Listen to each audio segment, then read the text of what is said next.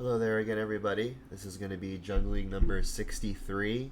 Back on the league grind. Past few videos have been a few more specialized videos like the Mana Trader series. The actual Mana Traders event is tomorrow, and I'm still unsure if I'm going to be able to play. Hopefully, I will be able to. And if I do, this is probably going to be very similar to what I submit.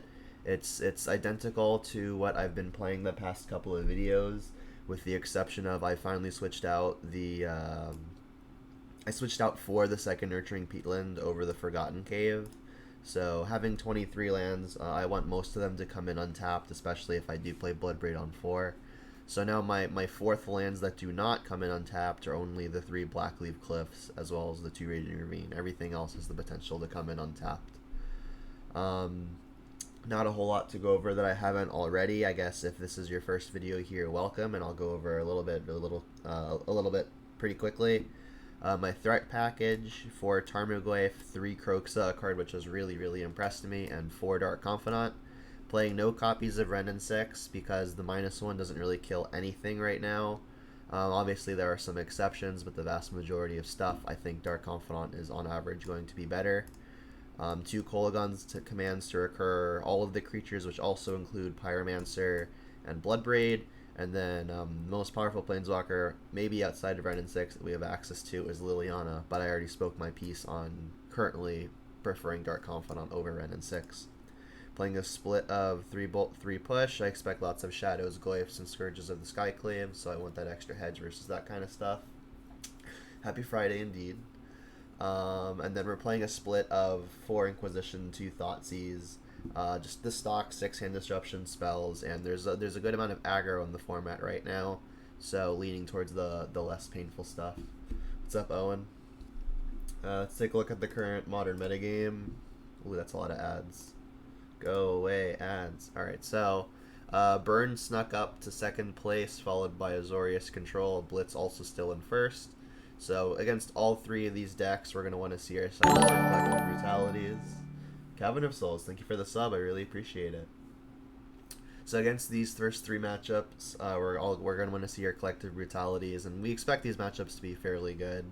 Hammer Time we expect to be a good matchup. I think Dredge in the top 5 is the deck we want to see the least. Heliod Company, another great combo deck, which we're in theory going to have a pretty fair matchup against.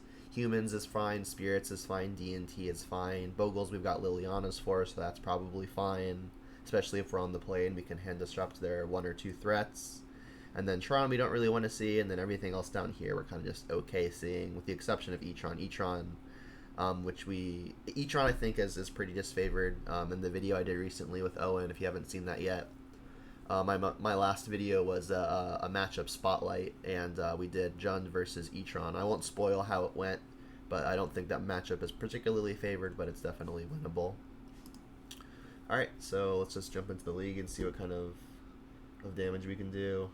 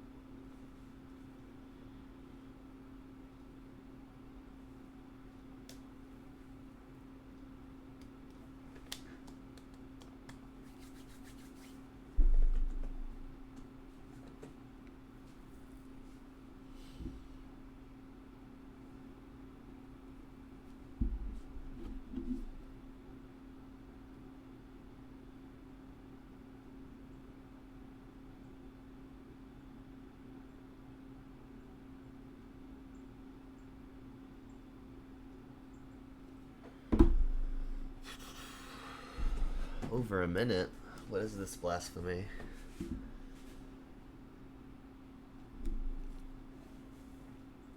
Hope everybody's having a good Friday so far.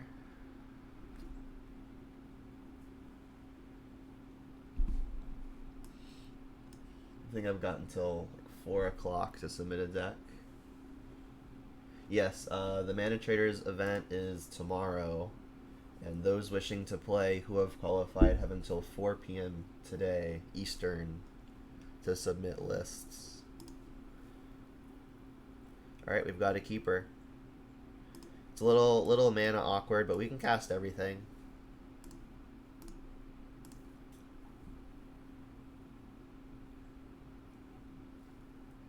Why did I play Dark Confidant over Wrenn and 6? Well, I don't want Wrenn and 6 versus any of the Lava Dart decks either.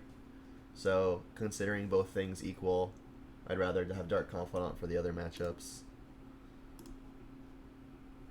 Pyromancer's a good draw.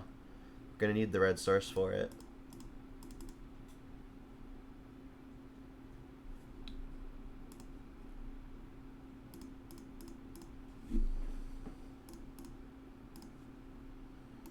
Alright, so perhaps blue-white control could still be Storm, but I mean, meta representation would suggest it's more likely blue-white.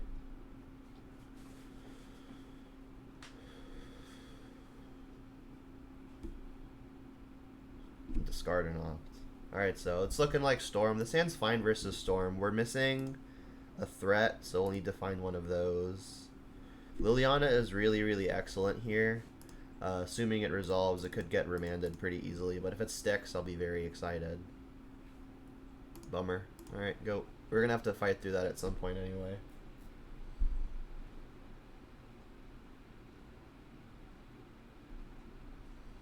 Alright, so maybe another remand. At this point, it may be worth it just to hold up removal spells, because like the opponent could very easily just go off from here. But given that I don't have an actual decent source of pressure, I think I actually need to take the higher risk line and play the thing that'll get me ahead, hopefully.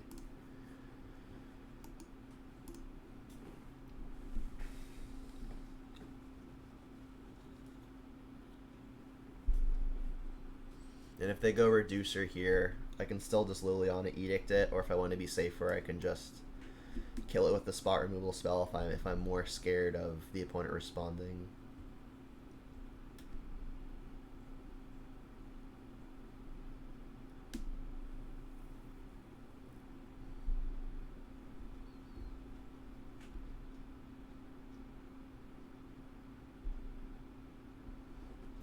Maybe this isn't empty the Warrens. I'm pretty weak to the empty right now, especially because I can't even draw Pulse as an out given I don't have green.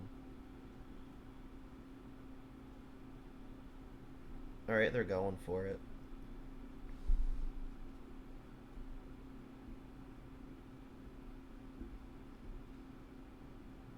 Alright, at this point I'm very dead. Double remand really hurt, although I don't know that Liliana would have even necessarily gotten me there. Although had I had Liliana in play, I could have been holding up the removal spells for this. Alright, so their bottleneck is not mana, so I'll just give them the mana and ditch this stuff. The things representing more cards, but I mean, at this point it's going to be pretty trivial to win anyway, right?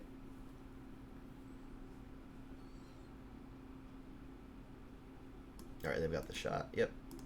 That was like the last piece that they actually needed to find. Alright, so Storm. Pretty good matchup overall. Bringing some Spell Bombs, bringing some Plague Engineers, bringing some Brutalities, bringing some Damping Spheres. I'm going to shave off of the top because I don't really want to be tapping out a lot. Kolaghan's Command's pretty weak. They don't really kill my stuff. 3-mana instant to shock something doesn't really seem that great. I've also been not super impressed with Seasoned Pyromancer in this matchup. It just isn't a significant clock. And they're going to be taking out some number of their reducers more than likely, so I think I can shave a push as well. Maybe even another. I still have plenty of ways to kill the reducers. I think I'm going to cut one Kroxa. This has me needing to cut one. And I'm going to be careful not to go down on more threats because I did cut out 2 Blood Braids into Kroxa already. I need to find ways to like actually win, right? And given the presence of 3 Brutality, it's possible I don't need to like overboard on these kinds of effects. I think if I'm going to cut one, it's definitely Inquisition. Brutality I think is better than Inquisition because this can take Gifts Ungiven, which tends to be a pretty big factor. And then I need one more cut. I think if I were on the draw, the next cut would be Bob pretty easily, but I really want these Bobs, especially while I'm on the play, to keep the disruption flowing.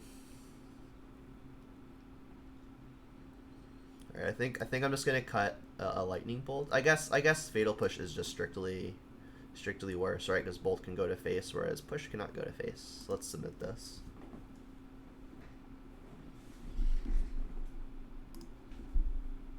And this hand's excellent. Keep. We've got turn 1 Thoughtseize, turn 2 Bob to find some more action, and then if the opponent tries to go for the Empty the Warrens plan quick and early, which the plan often is against Johns, I can just engineer them away. Do I have an empty answer? Yes, it's right here.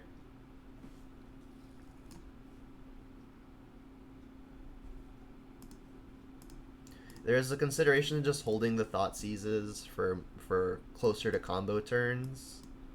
They've got double Electromancer. But given my curve, I think I'm just gonna curve out. The only unique thing is the Serum Visions, but double Electromancer is scary. I think I'm gonna take the first one of those, maybe find an answer to the second one. There's a pretty strong argument to just taking the unique thing.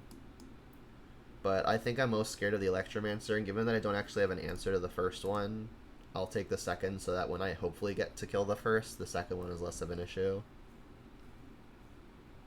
Alright, another Bob is pretty fine. Let's get the first one going. Alright, so they went Shock, Serum Visions.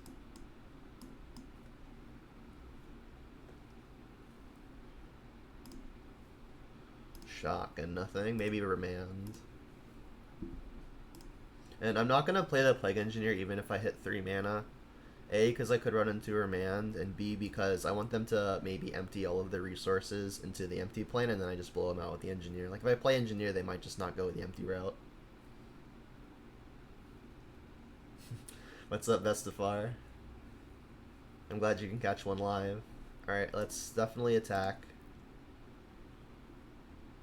And I don't think I'm playing second Dark Confidant. That could potentially open me up to getting Grape Shotted.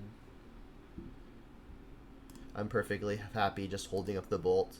The opponent may be signaling a Remand here, so it's not unlikely they go like Electromancer, hold up Remand, and then in that case I can have the Lightning Bolt. Even if they Remanded, I can still play it.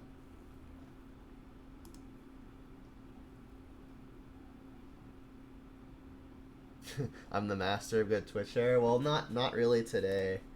I'm fairly I guess unkept today. I kind of rolled out of bed, didn't even eat, but here I am. All right, Overgrown Tomb, I guess. I have no shortage of red. There's a consideration to maxing out on red because the opponent may remand some red spells that we want to recast. I've got lots of black, so Stomping Ground, I guess, is a fine selection too. So let's do that and keep working away with this Dark Confidant. Whoa, Vestafar also subscribed. Thank you very, very much. I appreciate it. 2 in less than 10 minutes. That's got to be a record, right? Alright, Bob, do your thing. Thank you. Alright, so again, still worried about potential remands. Let's lead on an attack. Not necessarily guaranteeing we win, but I think this is a pretty good example of why I think Dark Confidant may be stronger than Wrenn and 6 right now. Wrenn and 6 would never do all of this. Not in this specific situation. Again, this is just one data point. Alright, so I can Liliana here. I have to be afraid of Remand. They didn't like Electromancer. They could have Remanded after playing Electromancer, so it's completely possible that they just don't have the Remand and I'm being a little scared. I think I will play the Liliana. The only consideration then is do I maybe want to instead just hold up 2 things? I don't think I do. I think I'm just gonna go Mountain Liliana. And then if it gets remanded or otherwise countered, I'll just play the Spell Bomb and say go. More likely than not. This is like ritual into gifts. I don't know. Alright, it resolved. That's pretty excellent. Let's lead on a plus. And then not ditching Plague Engineer. I might just ditch other Dark Confidant, to be honest. Like, I'm drawing so many cards that I'm going to want to cast as many spells as possible. a turn. So like my lands are actually pretty important. Like this one being a peatland is also nice because it can cycle.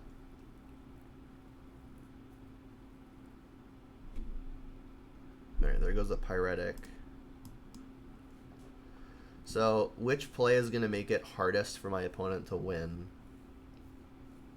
I think if I play the spell bomb, they're going to be more incentivized to go towards an empty plan, and then I can plague engineer them, which is the highest ceiling play. If they go Electromancer and then like play a land, and they go Electromancer Ritual, they'll still have a red available, so they can continue going off in response to a bolt. So I think that being the tiebreaker, I'll play a spell bomb. And then if they had the remand, I think they would almost assuredly have remanded the Liliana. And I'm more than happy popping the spell bomb without drawing the card. Dark Confidant makes me happier to do that. Obviously, I would love the card off of this, but I mean, if sacking it without paying the 1 mana to draw a card is what makes me not die, I'm much preferring not dying.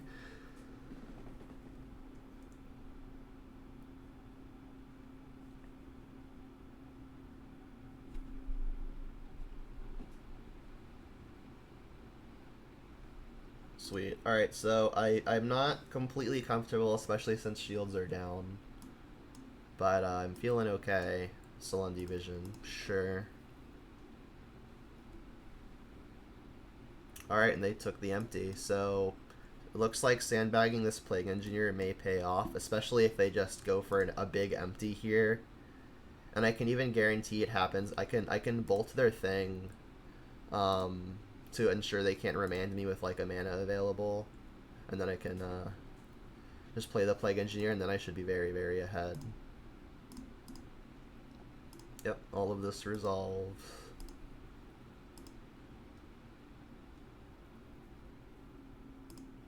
Alright, so I think we're gonna pretty deterministically win this game as long as this Bob doesn't shoot us for like 10. Alright, and a Decay is a fine draw. I think I'm going to plus Liliana first. I guess I want to kill this Electromancer while saving the stuff in my hand. So I can do this first and then Edict. The thing is, like, I want to conceal the most information. So, like, if I'm going to plus, I think I want to do it first so the opponent discards first. But if I'm plussing, I'm not using an Edict. I think I do want to just use an Edict, which means I should just use removal. I'm so far ahead, it hardly matters, and I'm probably just overthinking it. So let's, I guess, plus first. Ditching Inquisition is probably pretty free.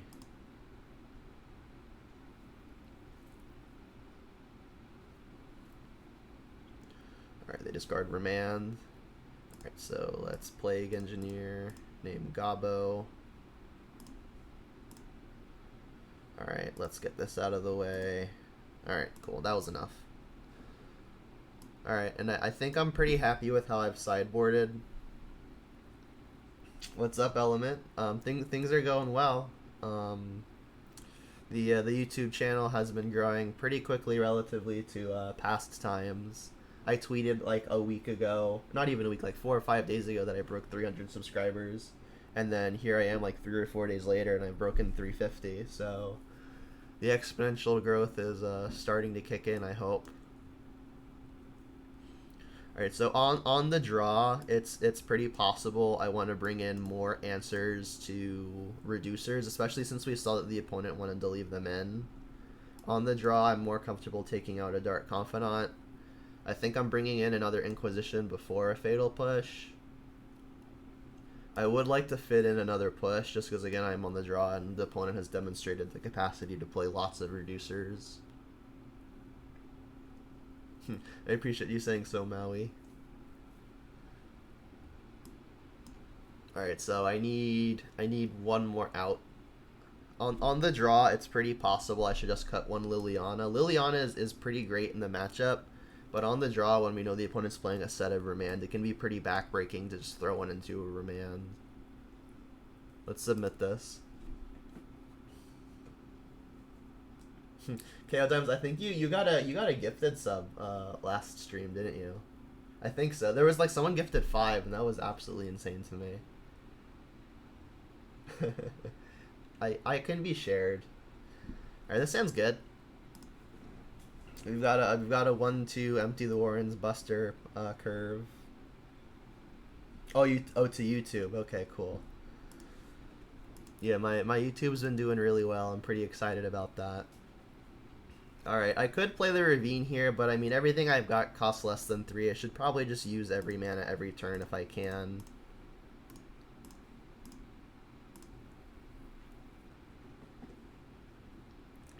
I can't be shared? Alright, well then I refuse to pick, and you'll have to settle it amongst yourselves.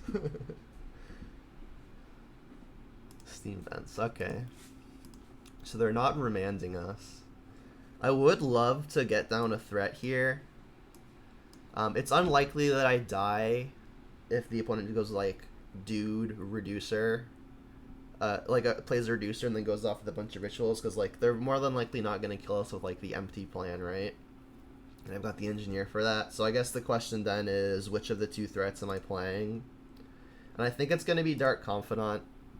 Goyf is going to be bigger, faster, but I want to find additional sources of disruption, I think. And Bob lends more to that.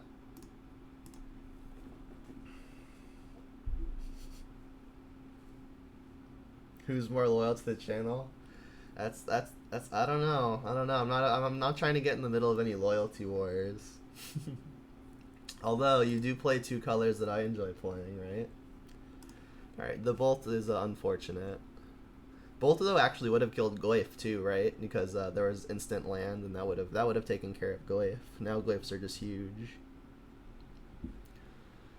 Alright, so I'm still kind of afraid of just dying, but they didn't. Back up is nice.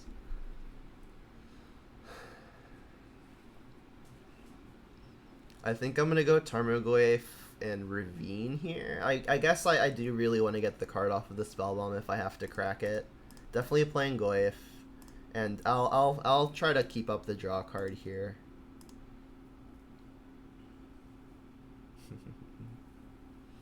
Yeah, pieces. All right, that's annoying. Luckily, the actual cards that get bins aren't going to be super annoying, given we've got Spellbomb. Oh wow, they found Arya. It doesn't hit Arya though, right? Instants and sorceries, so they're not taking that.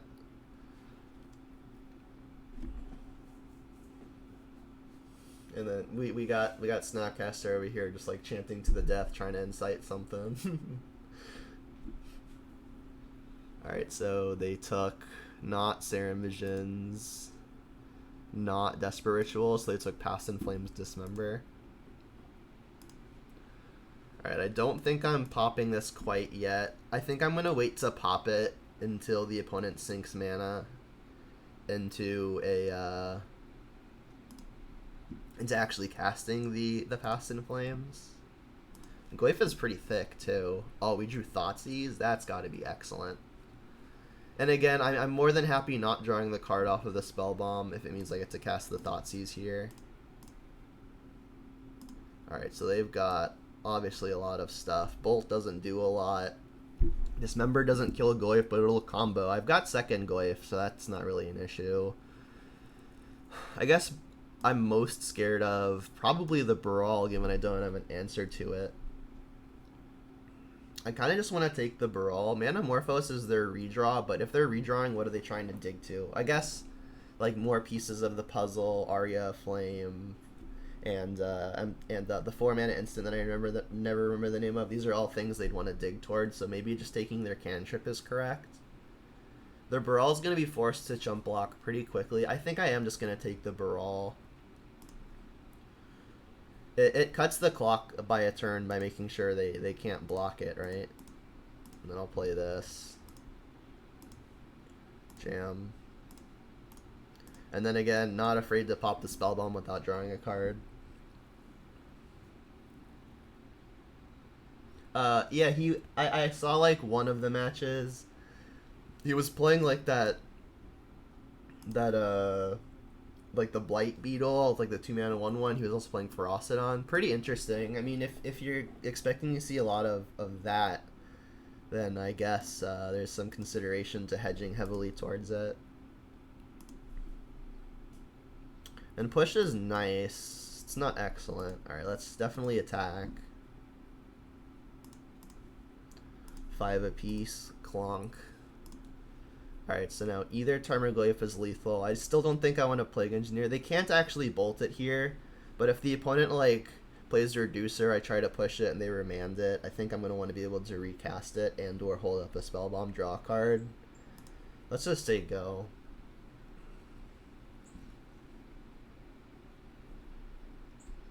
Yeah, the Beetle's pretty cute. Pioneer tech. Yeah. I haven't played Pioneer in a hot minute. I think the last time I played Pioneer was in paper, and obviously that was a while ago.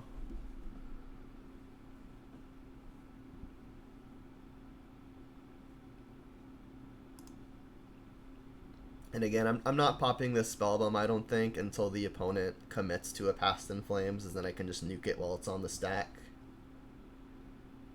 Pyretic. Alright, we knew of that one. So, I mean, if this isn't Empty the Warrens, like, we've just got the Engineer rolled up.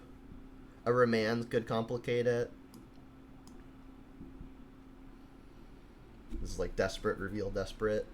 Alright, and there's the Past in Flames. Alright, well, I did say I'm probably just doing it now. They already played a land, too, so let's nuke it.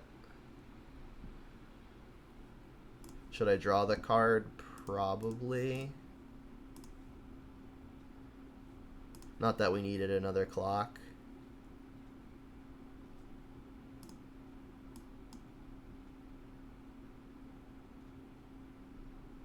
Dismember. Sure.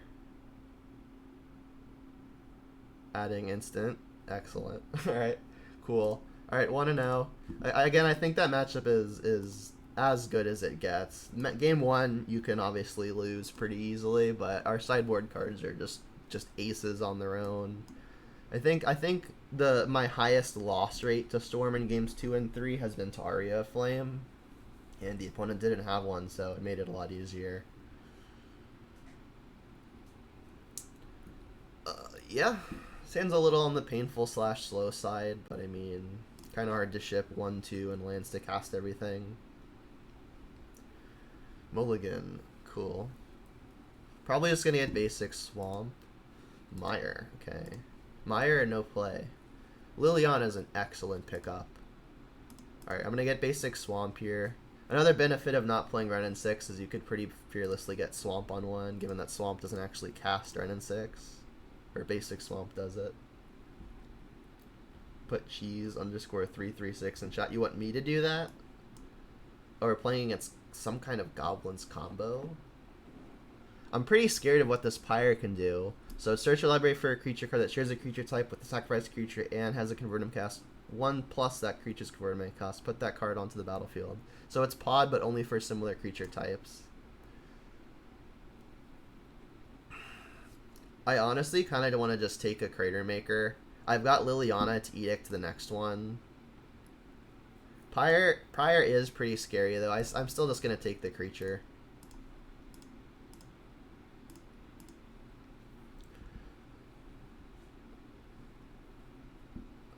I'm pretty scared to do this, Ian. You better not be trolling me. If you promise you're not gonna like infect me with something, then I'll do it. But I'm gonna be pretty upset if my stream crashes or something. All right, there's Pyre. Ooh, Glyph is pretty good too. Look at their user. Any reason he wouldn't want to run Bob instead?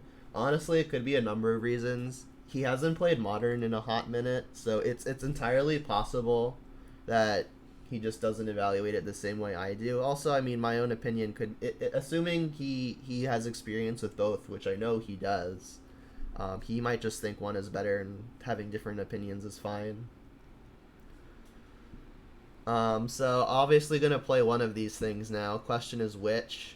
I think it's going to be Dark Confidant here. Actually, no, let's play Goyf, because Crater Maker just kills Bob, right? Don't want to just time walk ourselves, kinda. Although, if they do that, they won't have the Pyre. Ian, I'm not sure what you mean by look at their user. There's the other cavern. So yeah, if they go Goblin whatchamacallit here, I'll just Liliana Edict it. Opponent's username. Oh, say cheese 336. What is this? You have something haste. Oh, they're gonna pot it for 2. Okay. Let's see what kind of stuff they've got going. Wait, so why did you want me to put it in the chat? That confuses me more. Right, that's interesting. Oh, that's pretty great versus Liliana, right? And another Bob. You're on a 3-2 Bob Ren split. I think that's pretty serviceable. I am scared of what's happening here, which would have been a reason to take Pyre, but I like taking creatures too, because I didn't have any removal spells. Like, had I had removal spells, I think I'm slam taking Pyre. Alright, and I'm going to attack.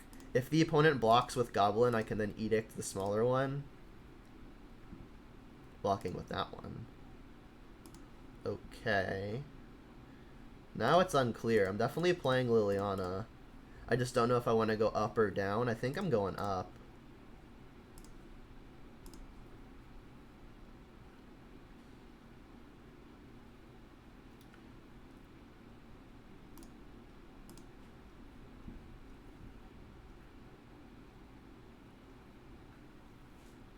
Oh, did I miss a joke?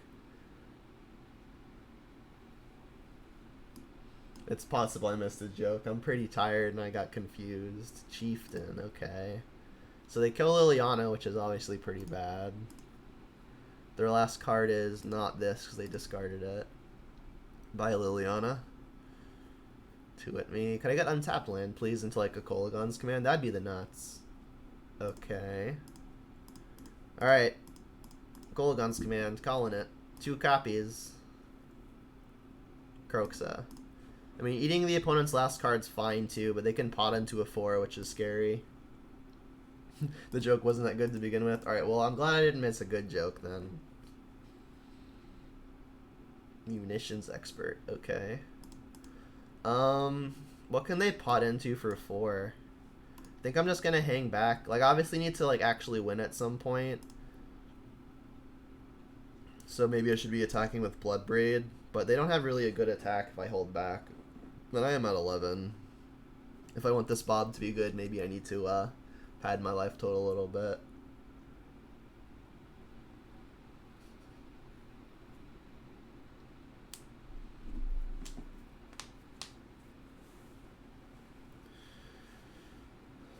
I guess they could get a 1 off of a baby goblin. Don't really know what they could get at 4, but I'm going to find out. Ringleader. Okay, that makes a lot of sense. Not that. Alright, so they hit some goodies. Alright, so hindsight is 2020. Should have taken the Pyre with that Thoughtseize.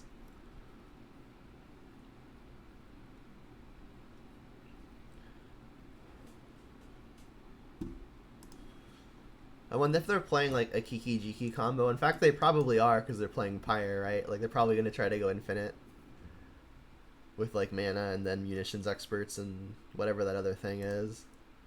Alright, so we know the hand now. Another Goyf. I think I'm still Bloodbraiding, trying to hit removal. Yeah, they can pot into Kiki next turn. Oh, we hit a Goyf anyway. Not great.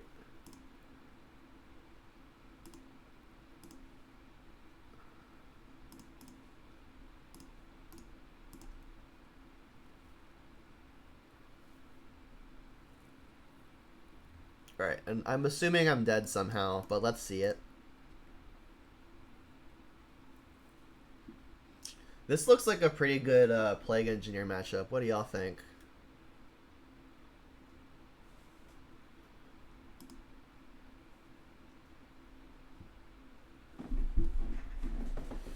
I think Plague Engineer is probably half decent at least.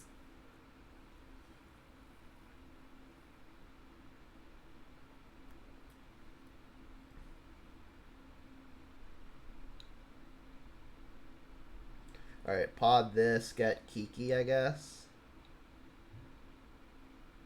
I guess they can't copy anything good right now, so there's not really a point in playing it. It's like it just opens up the key to getting killed. Blood Crypts, not what I want to see. If one of these things dies, I can escape Croxa. How much attacks do they have? 1, 2, 4, 8. 2 off of killing me. I guess any lord kills me, which they can pot into with a Snoop.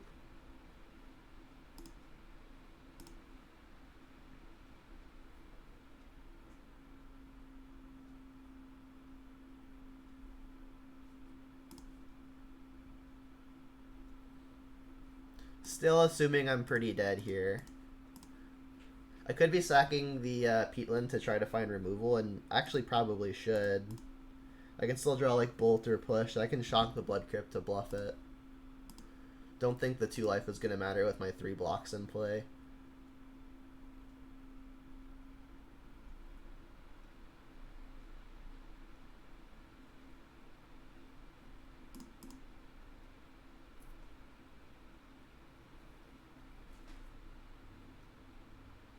They played the Snoop. Show me that land on top. Bogart. Alright, well that I think is the card that kills me, right?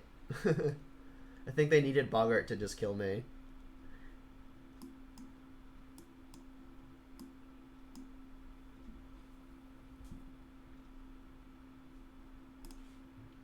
Alright, so let's have them show us the combo, and then I'll concede as soon as they demonstrate they can go infinite.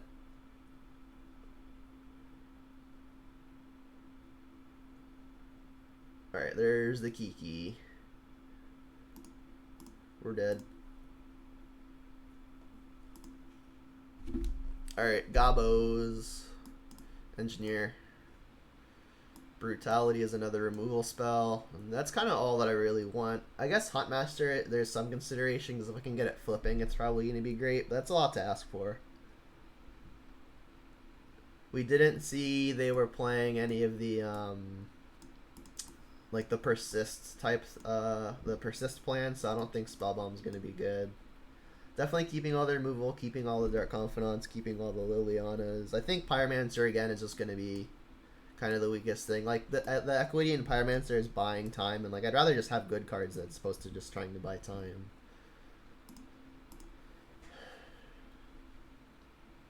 And then I kind of like cutting some hand disruption, but Thoughtseizes are great for hitting the ringleaders, right? And ringleader is one of the more problematic things.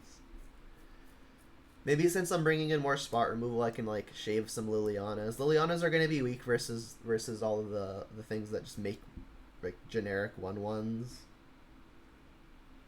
When do I upload? I upload it pretty much right after the recording. Pretty much right after I'm done recording. So I like have to like make titles and tag it and stuff, but it usually takes me like an hour to upload afterwards. But I mean the HD version usually isn't processed for like an hour and a half, so I mean this will be done at like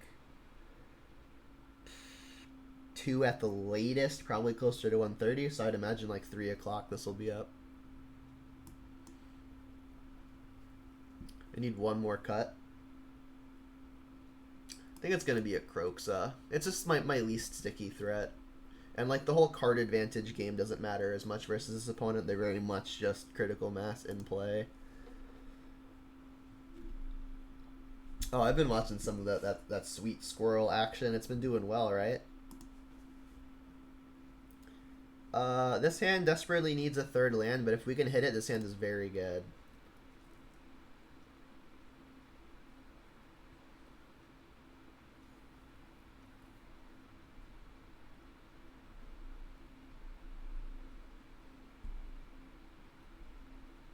Alright, let's curve out.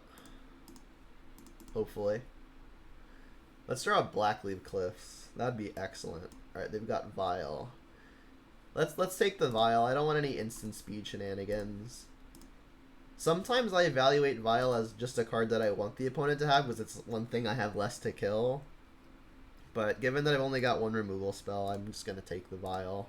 I don't want them to have a significant mana advantage, I don't think. Let's shock this, play this.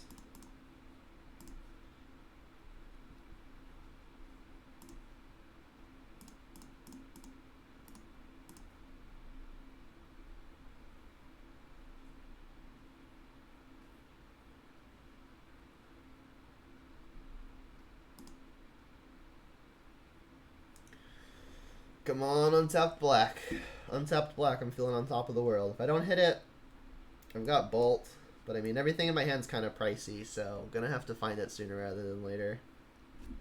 Couldn't Huntmaster be better than BBE in the matchup? It's actually, I think, kind of close. Due to the opponent's combo element, against combo decks I prefer Bloodbraid because it'll close faster. Against like the mid-range plan, yeah, I think Huntmaster will be better on average. But since the opponent's got two viable strategies, I think I'm going to, on the play, lend towards the thing that fights combo the best, and then on the draw, it's possible I flip it. Alright, sick, we hit it. Alright, so let's just get basic Swamp here. They've got Expert on top, so something to remember.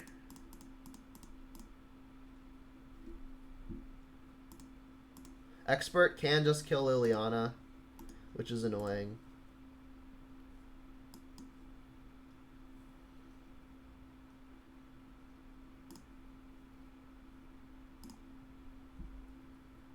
Expert.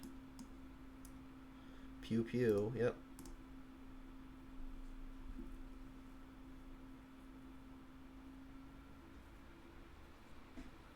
Too much to ask for another untapped land? Apparently not. So the opponent can like fetch Shock to Fatal Push the Bloodbraid, but that's something I'm probably just fine with happening. Definitely gonna get basic Mount in here. In fact, I think I might...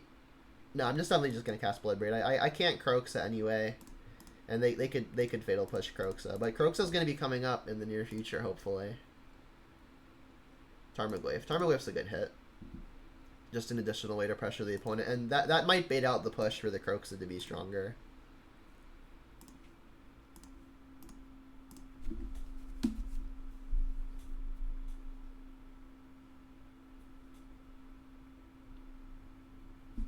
Yeah, Soulscar Mage, I think, is pretty important in the Tarmogoyf matchup, right? It's like the one way they can pretty easily outsize it. Like, if you're blocking a 1-2 prowess with a 5-6 Goyf, like, it can still, in theory, overpower you, but it's much harder if they can just, like, bolt it and turn your 5-6 and do a 2-3 and automatically turn their thing and do 2-3. Then literally anything has it outsizing you. Yeah, I think if Soulscar Mage weren't a card, the matchup would get a lot better. Alright, so this is on top.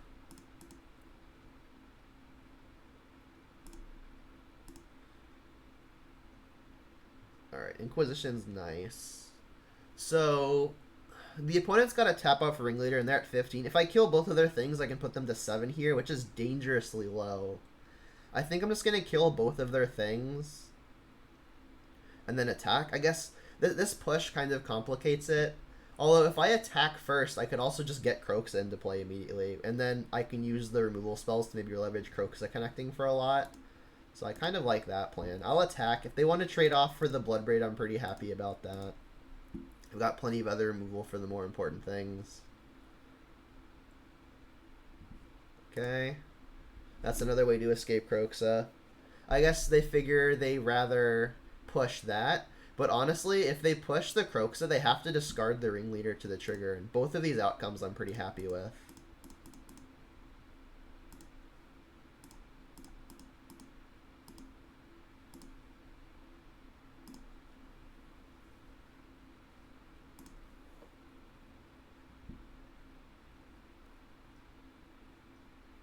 Alright, so... Oh, I punted. I just mentioned that I knew this Ringleader was on top. And for some reason, I thought it was in their hand. So they're just drawing the Ringleader. That's my bad. I mean, I've still got Goyf in play, and they're at 7. They're pretty much forced to block, and they don't know that. Alright, so not that, not that. They have Relic. That's something to note. I think we're still, like, pretty fine here.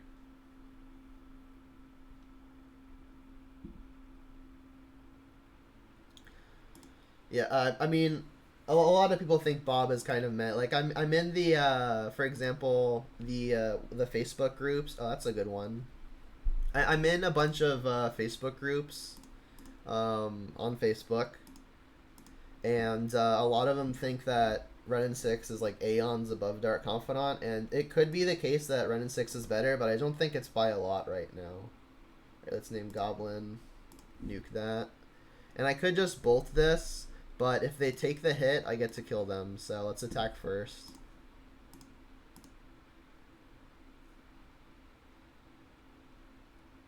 Alright, now I can just hold up bolt, which is excellent too. Yeah, I mean, Bob has performed very well. I think a lot of people are afraid of losing life. Oh no, I don't listen to Facebook. Very clearly, because I'm playing for Bob and no Ren and 6. Yeah, Bob has bias and nostalgia. I mean, there's definitely a nostalgia factor for me, but I also just think it's very good. My results have suggested that I may be right. That's fine. They're just dead on board. Can't take that or that. I guess they keep these. Slinging not great in the face of this card. I would not say nostalgia is stronger than it being good. I do just think it's legitimately very good right now. Alright, we've got the opponent dead here. We can bolt them. Pulse the ringleader. And just attack.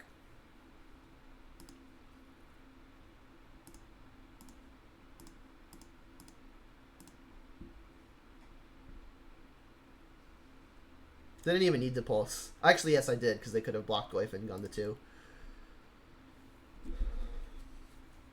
Yeah. The nostalgia factor is definitely very strong. It's my favorite card by a lot, obviously. Like, I made it so that I'm the art of Dark Confidant. My girlfriend worked pretty hard getting all the PNGs ready for me, and I'm definitely appreciative of that. But yeah, nostalgia factor high, but I think goodness factor is also pretty high, at least right now. And like a lot of people on Facebook, I see like their main argument for not playing Bob is like, oh, it's really bad versus Lava Dart.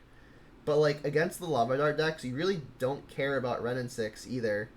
So like if this is the slot that you're freeing up, like the Ren and 6 slot is the slot you're freeing up to fit in Dark Confidant, the number of percentage points that you're losing in those matchups is very low, if at all.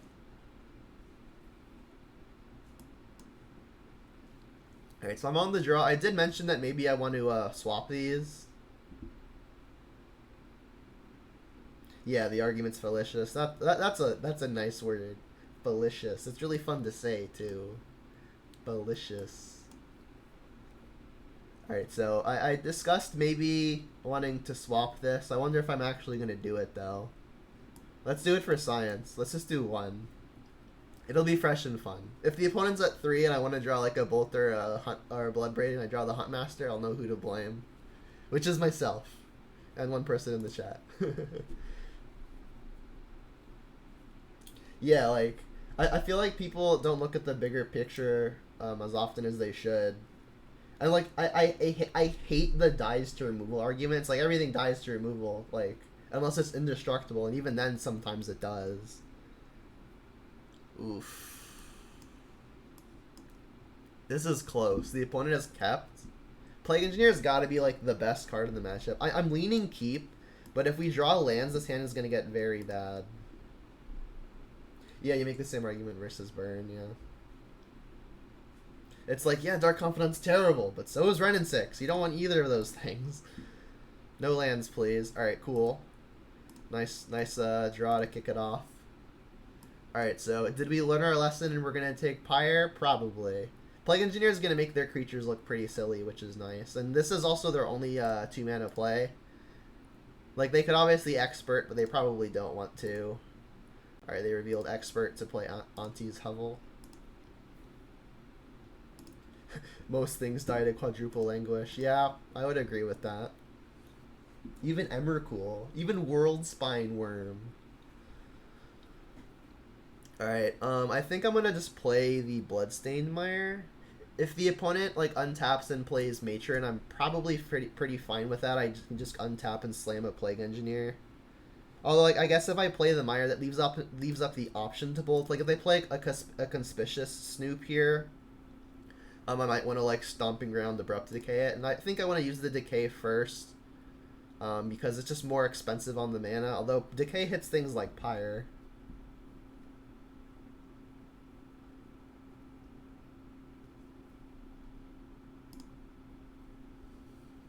If they matron, I wonder what they get. It might just be a the 2/2 with haste. It like flips 4 cards into their hand. All right, so they're matroning. Yep. And this goes to hand, not on top, right? Yep. Reveals Muxus.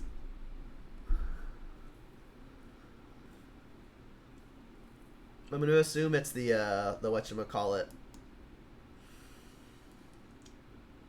The ringleader.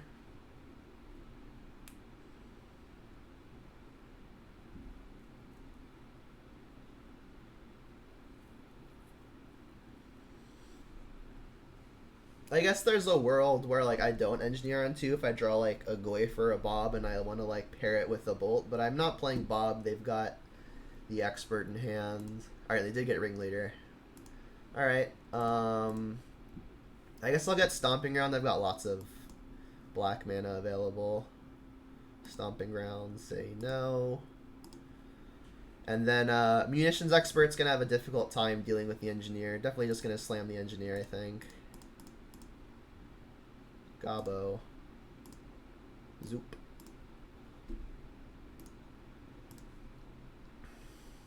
And then I believe this ability checks on resolution.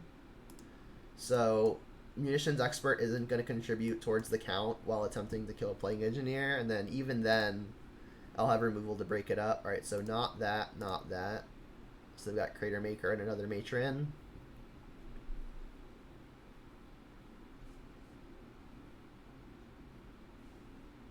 Pulse is also a pretty good pickup. They have no attack, which is funny.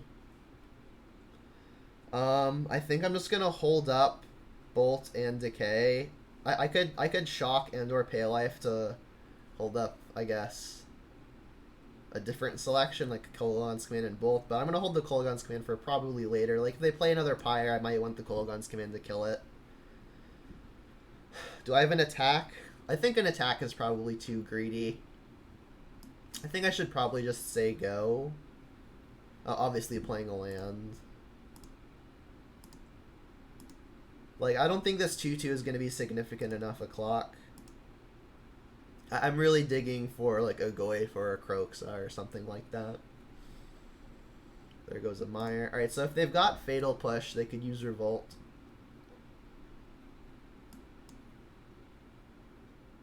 Crater Maker. Alright, well, that would be a way to do it as well, right? Because this is a 1/1.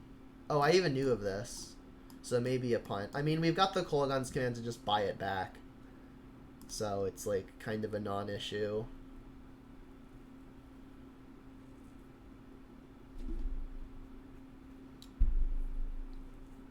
Alright, and then we're never actually able to kill the ringleader with an engineer, so I think I am just going to go ahead and nuke the ringleader. I guess I can wait. I guess I should let this resolve, because then I can use the Kolaghan's Command to also kill the ringleader and just do it that way.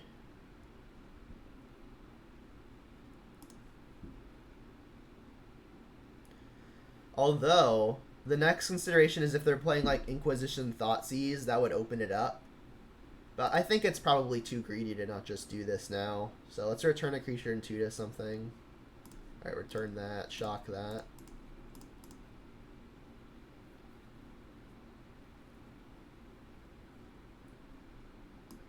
Like, again, this is going to open it up to an Inquisition or a Thoughtseize. But I mean, it's oh, excellent. All right, well, glad I got it back. Well, I guess I could have still just responded to that. All right, let's say, okay, they've got artifact, creature. I guess everything I have is unique, huh? Given the presence of lots of instants, I guess I should exile my instant.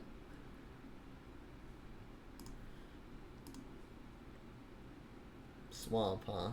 All right, well, I'm really lacking a threat here, which is definitely a way I could lose.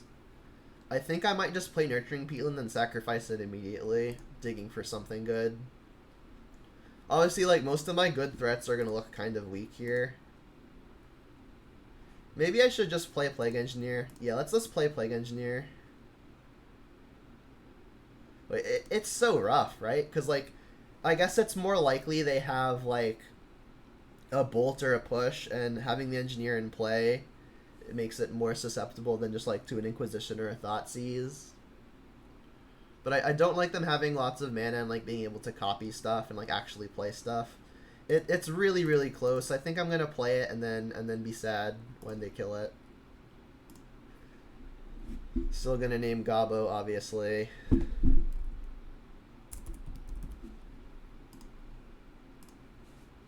And like if they had a spot removal spell that wasn't a Crater Maker, I think they probably would have used that before their Crater Maker. So of the two cards I don't know of, I'm pretty sure one of them, I'm pretty sure they're not a spot removal spell. So I still think the opponent has to find one and get a little lucky.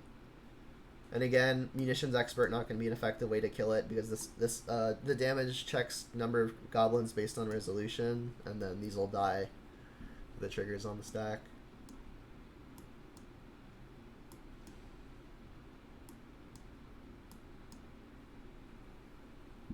And then end step, if nothing happens, I'll sack the Peatland. If something does happen, I might be incentivized to just kill it.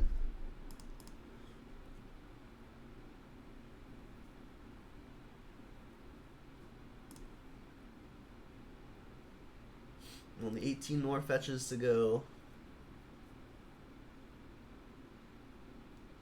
Matron. Alright, so I guess they can maybe get like a Tarfire or something. That would be a way to do it.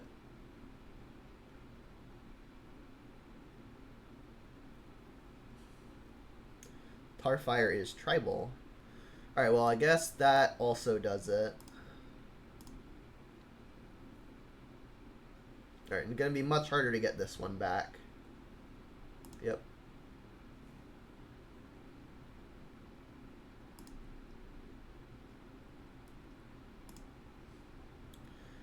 And the Relic of Progenitus is down, so it may be even possible that I want to Abrupt Decay it. I mean, I'll have that option after I untap too, so I think I'm just going to sacrifice the Peatland and then see if I can find some threats. Judge, I would like to demonstrate a loop. Dark Confidant, that's good. I mean, they've got the Expert, which makes it a little awkward. So do I want to just decay this thing anyway? I guess I can sacrifice Peatland again. Similar decision. I could find Liliana, so I want to leave up double black. If I tap Mountain, I can still decay and Bolt, so tapping Mountain seems good here. Another land. I mean, I've only got one Kolaghan's Command left in the deck, but I do want to keep my graveyard pretty stocked, right? Because Kroxa, I've got 2 copies of Kroxa, which could be my good ways of winning. I mean, killing this does cut the opponent off of a card too. It might be considered a little cute, but I do think I'm gonna decay this.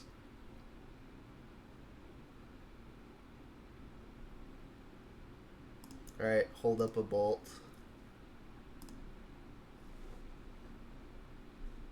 I think this game would have been in the bag a long time ago if I had a threat of some kind. But we have not had a threat.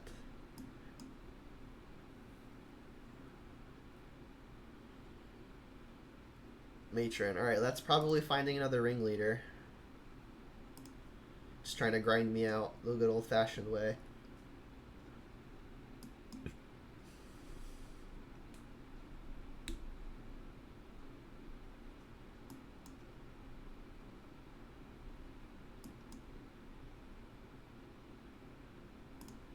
Alright, we need to get a little lucky here. Alright, not that one, not that one. Alright, so we got half lucky, but I mean these are also good finds. Is there reason to kill this just to conserve my life? I may need to interact at instant speed to deal with whatever this harbinges.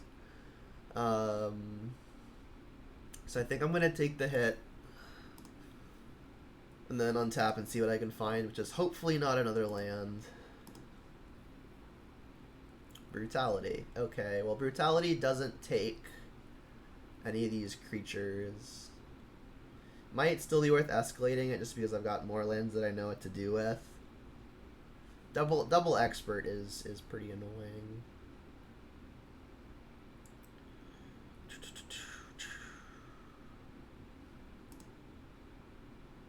Yeah, let's escalate it once to drain, probably. Kill that. Drain you. Pay. Start a fetch, I guess. Land go.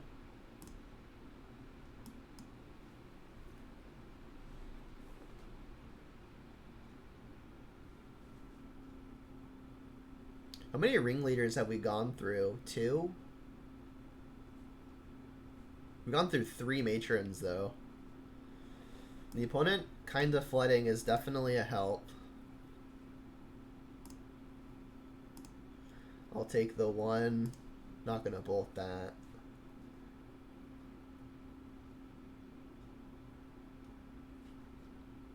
Oh no, what is this? Is this that 1/1 that makes 2 1/1s? Yep. Alright, well I'll bolt that.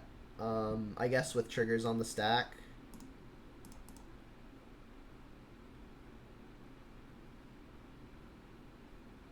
There's not really a reason to sack the matron, it attacking every turn. I mean, this like just kind of gains them a life. Oh, they sacked itself. Okay, yeah, that makes sense. Alright, so we know the hand. I guess they're gonna put... They could put like Kiki Jiki on top. That would mean I have to kill the Harbinger.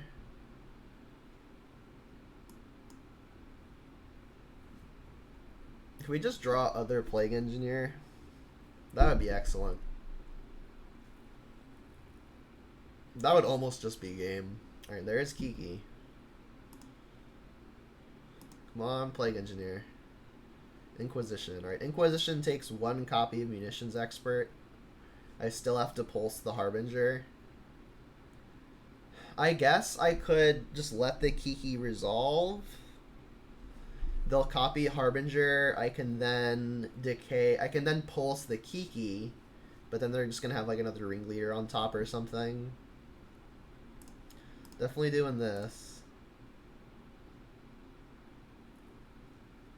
Alright, so taking one of those. They've got 1 left. I mean, I guess I do just have to kill this. I mean, the thing is, they'll just copy Matron and something similar happens. They've got lots of mana, so like they can expert and Kiki. I think I'm like kind of bent on finding other copy of Plague Engineer. In which case, what am I pulsing? I guess it's Matron, just because like if they copy the Bogart, at least they have to use a draw step on it, right? Like they'll attack me for an additional, I guess, 2.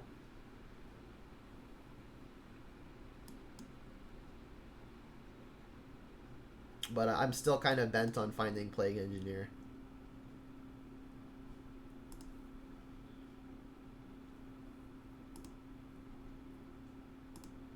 I mean, I don't know what they're playing around here. They know I don't have Revolt for a push, so that's a little strange. Like, they could have attacked for an additional 2.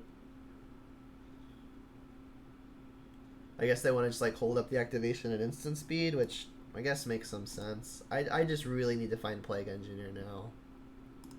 Yep, search.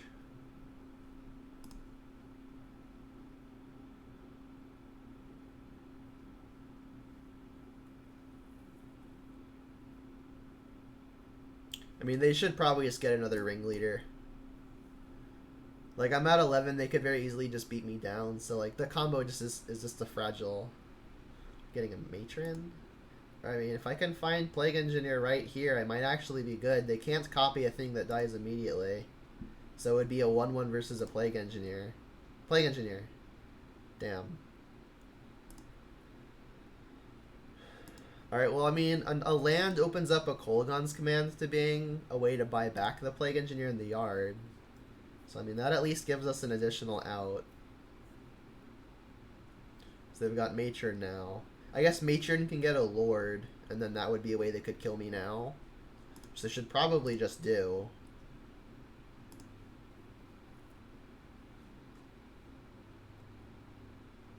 And then a Lord insulates them versus Plague Engineer as well, because it would pump everything out of range, unless the Lord had 1 toughness itself. Alright, Sling Gang is the way to do it, though. Alright, I'm not going to make him tap a bunch. We were 19 cards deep and didn't find a good way to attack. It happens. Here's the deck. Bummer. That matchup is very, very good, I think. We had the Engineer, they just had 3 ways to get rid of it. How's the Junding today? So far, so good. We beat Storm round 1, as we usually do, and then we lost a good matchup round 2, but I think I got a little unlucky in that I didn't find just like a good way to pressure the opponent.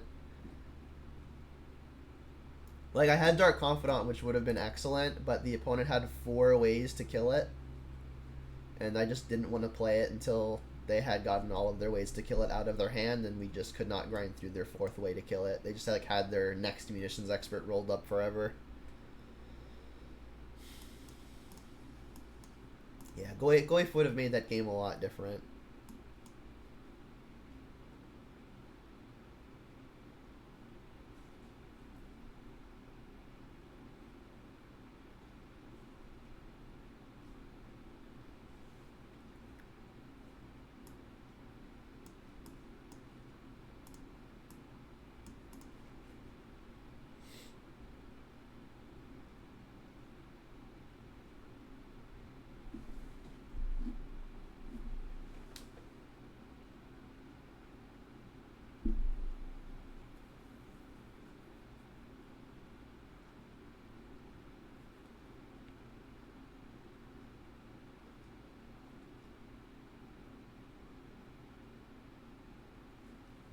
We got one. Sick.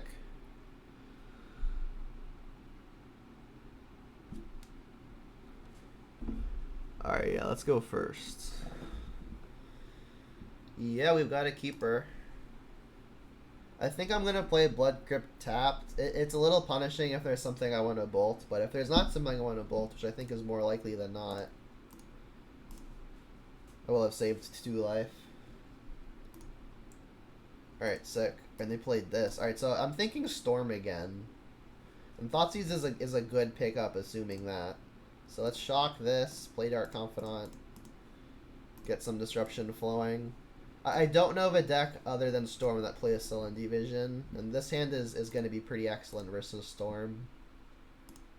Turn 2 Bob on the play is a real good way to beat Storm. If this were running 6, I would not feel nearly as good. Top. And cleanup. Wow, they missed a land.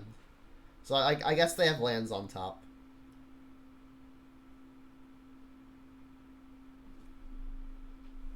Trigger. Discarded a reducer. Found the peatland.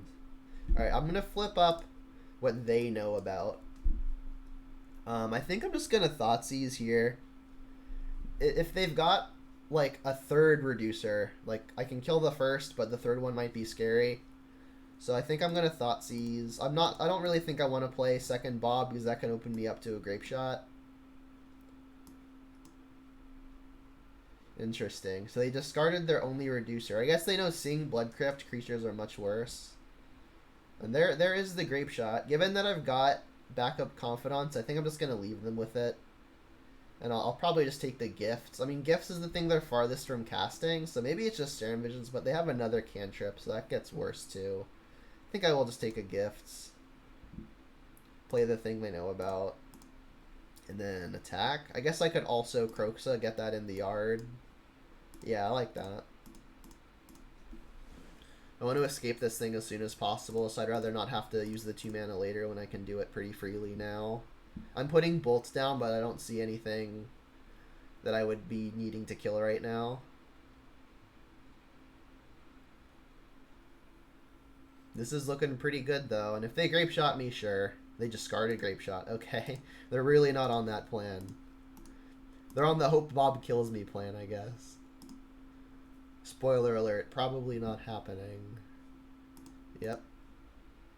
They did scry 2 tops. I'm assuming they've got a land that they just haven't played yet.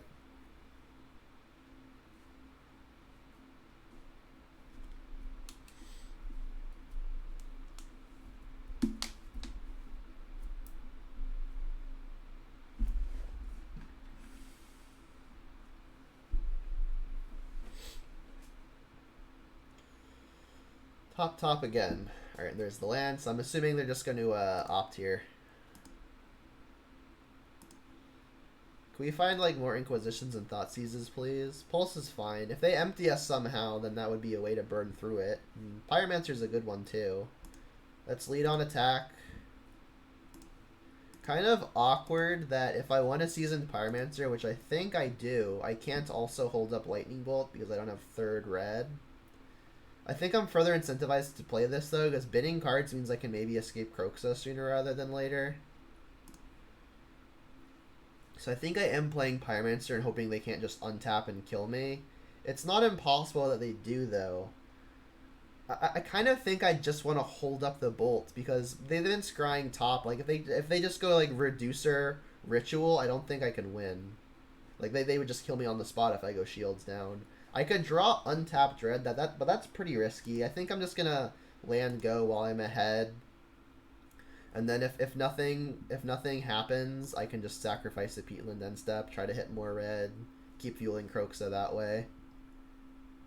There goes the opt. Morphos, yep. Alright, they know about the decay, sorry, the pulse, so it's unlikely they go for an empty the Warrens plan.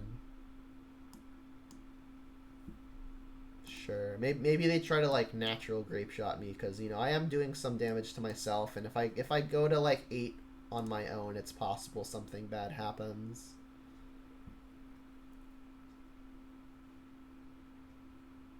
It's like ritual, reveal ritual. Yes. Alright, so yeah, they're gonna go for the natural grape shot kill, or at least try to, it looks like. Past in Flames, yeah.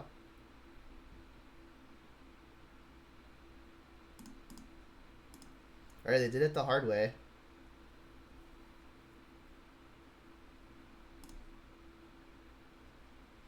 Do they have enough? Yeah, they've got enough. Yeah, they get to just kill me the hard way. That's pretty impressive, especially after missing a land. Alright, and I can't can't even kill this in response, because then they just grape shot me and I die. Alright, I'm just dead though. They just have to shoot me now. That was impressive. I mean, losing game 1 is pretty expected. Alright, Engineer comes in as additional outs to the Gobos.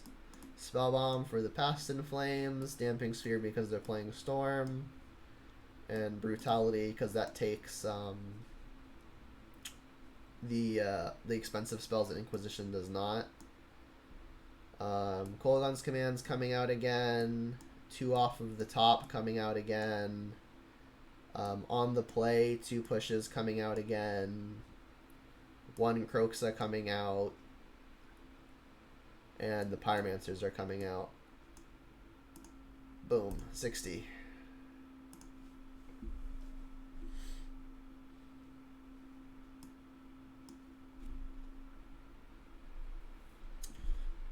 Please and thank you.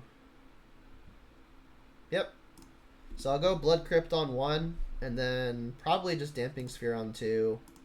Definitely going to cast this Inquisition here.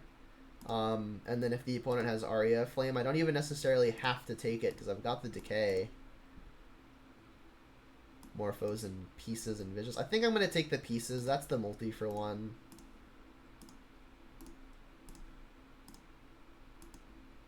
There goes Serum Visions, yep. And then I think this is a pretty easy turn 2 Dark Confidant. Finding a land is pretty nice. Goyf is going to be bigger, faster, but I want to find additional disruption to just even further put this out of range.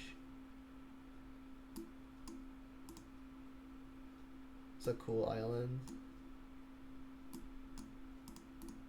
Alright, Bob going off. Nice.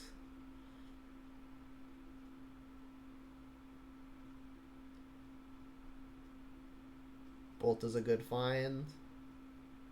And a Raging Ravine. Alright, well, if the only way the opponent can kill me from 3, I think, is if they play, like, a Reducer and then go off. I think I'm just going to play the Damping Sphere here. It's going to make it pretty hard for the opponent to win, and it's also going to make it pretty hard for the opponent to empty the Warrens early, and given that I don't actually have one of my solid answers to empty, I think I am going to Sphere here to really neuter the empty plan. Then I'll play a Ravine. And then I'll just have to be careful of how the Damping Sphere impacts my own play. Which is gonna be non-zero. Oh, there's the Aria. Well, we've got the Decay for it. Just giving me 10 more life for the Bob to do stuff. Alright, so I think what I'm going to do is play a Tarmogoyf here, and then I can just Abrupt Decay on the opponent's Upkeep when I'm no longer being taxed by the Sphere. And, like, they can't even remand it, right? Because Abrupt Decay is uncounterable.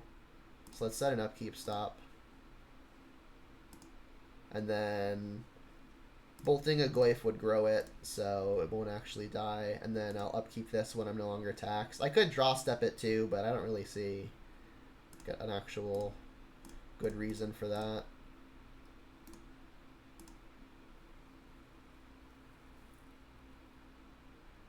Sure. Take one.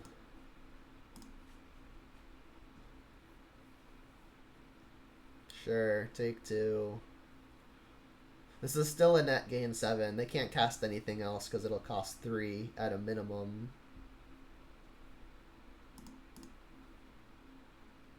Alright, and then I think another piece of good disruption will put it away.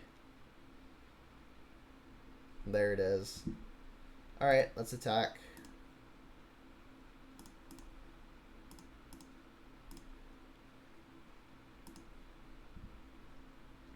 Alright, and then I don't even think I'm going to play anything else because of the Sphere. I think I'm just going to go Spellbomb. I mean, I guess I could play Tarmogoyf and Spellbomb and then just like not have access to cracking it. But I think I want to have access to this Bolt as well.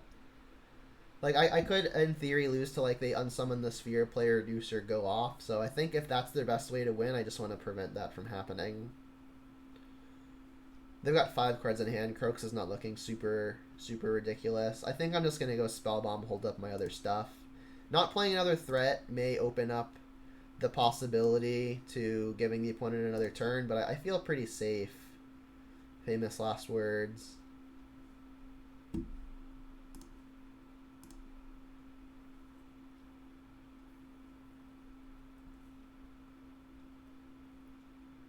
Another Aria. That's fine.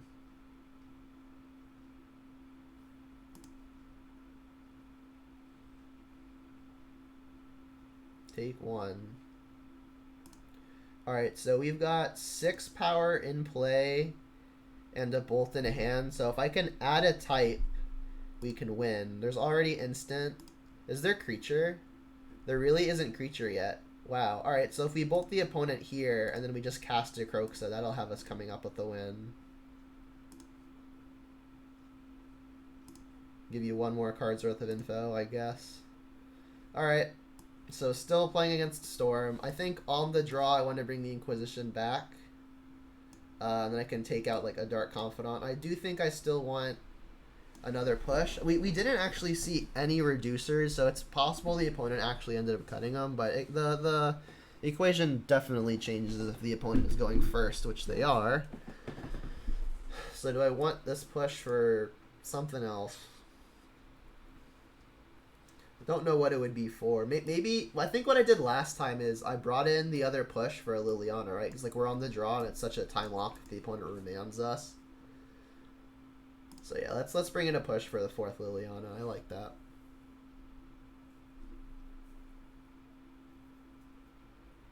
Yeah, this is the dream hand right here. I don't think I could ask for a better hand other than like one of these being Blackleaf Cliffs.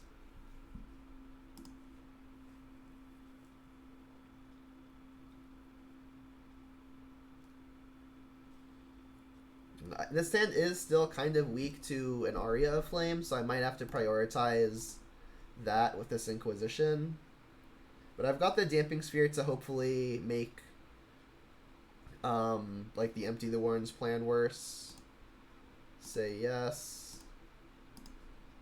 Do that. Alright, they've got Abrade and Manamorphose. Gifts and Empty. Well, I definitely have to take the Abrade because that deals with Damping Sphere. Their hand's pretty good. Alright, they drew that. What did they do with the Serum Visions? I don't even remember. They went top. Okay, so something to be scared of. Another land. Alright, I think I'm just going to Sphere here. I could Bob to try to get the disruption going, but in my absence of a good way to deal with empty, I think I just want to make their empty plan as weak as possible. I think I'm going to get basic Mountain here, too. There's reason to try to play around Blood Moon, but we haven't seen any fetches from the opponent, which makes me think they're not really on Blood Moon. So I think I'm okay just getting basic Mountain here. I'll probably get, like, Swamp with this, and my mana is going to be pretty perfect.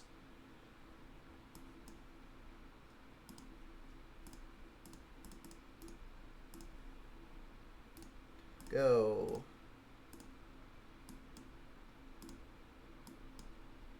Pieces. Alright, so that was a card that they had topped. They found another Abrade. Alright, so they can't take Mountain. They did not take Salundi Vision, and they did not take Past in Flames. Alright, so this is their hand. And Abrade is going to be a problem. I mean, I think I'm just going to play Dark Confidant. I mean, they can Abrade it, but then they're not abrading Sphere. And I'm going to need to find another answer to this Empty the Warrens, so I think I like playing Dark Confidant here.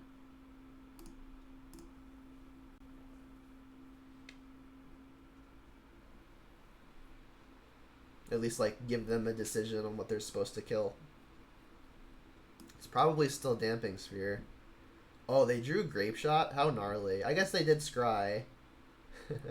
We drew another Dark Confidant. Well, I'm probably just going to play Dark Confidant again. It's the exact same play. Land go. Can't play Goyf because of the Sphere, which is fine. Obviously, we wish to have played Goyf, but can't have everything. We are 1-1, and we are tied in Game 3. Alright, so I'm going to assume that the play is end step, Abrade the Damping Sphere. Let's get a Blood Crypt. Say no. Alright, we want like Inquisitions, Thought Seizes, Collective Brutalities. Spellbomb is really good though. They know of Kroxa. Let's lead on an attack. And I think what I'm actually going to be playing here is interesting. I definitely want to get the Spellbomb down to neuter the Past in the Flames in the graveyard. They've also got the Gifts Ungiven, which is going to put some relevant stuff in the yard, presumably. And every spell I cast is going to cost 1 extra. So if I'm casting a 2-drop and a Spellbomb and holding up Bolter, the Spellbomb, I've got all of the mana I need. And I think I do want to play Goyf because I need to add more pressure. Kroxa is going to do a better job at disrupting the opponent's hand, though, which is interesting. They're just really not short on stuff to do. Play a land. I think I kind of do want to play the Kroxa. Because, like, assuming all of this works, it's going to make it much harder for my opponent to rebuild. And the opponent discarding stuff is going to be good for me. Because, like, we know they're on an empty plan here. And every resource they have could matter. So let's do this, I think. Play that.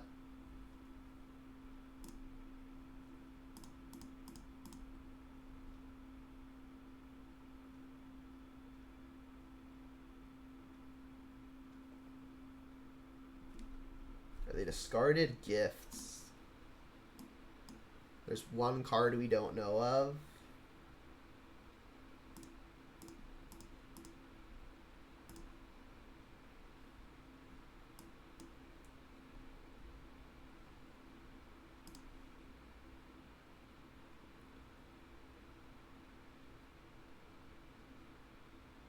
Alright, so here comes the Abrade. Yep.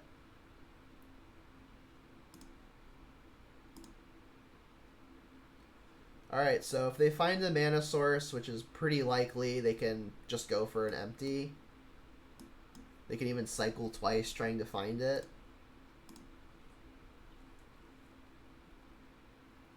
And then we're, I guess, on a 3-outer to immediately killing all of the goblins.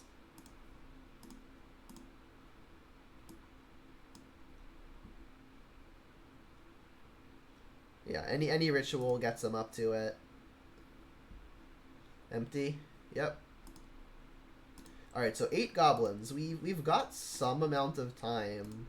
Obviously, like, the sooner we can find it, the better. And I am gonna sacrifice Spellbomb here. It's an additional look at it.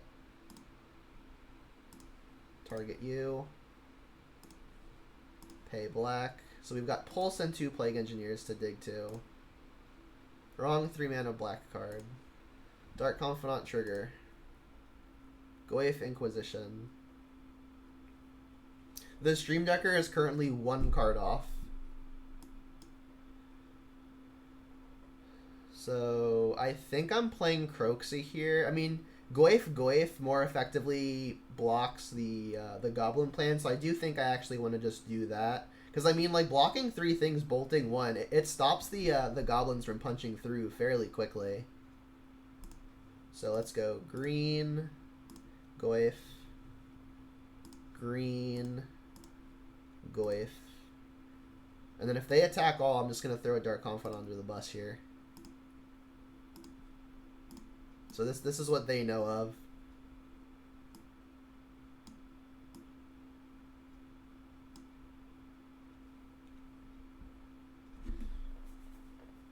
No Echoing Truths.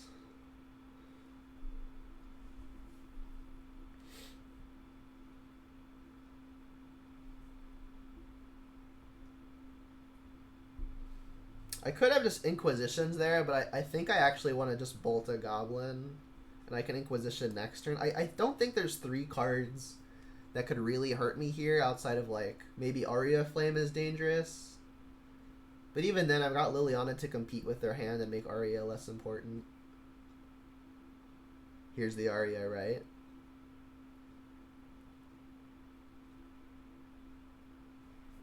I mean, I don't really dislike the spot pieces. Jeez. Alright, so they can't take Aria or land. So they just got Pyretic Ritual. Wow, that was very good for me. Bottom. Island. Okay, so their hand is Ritual and 1 other. And now they have to ponder an attack. I mean, this looks good for me. And again, I will bolt the Goblin on the attack.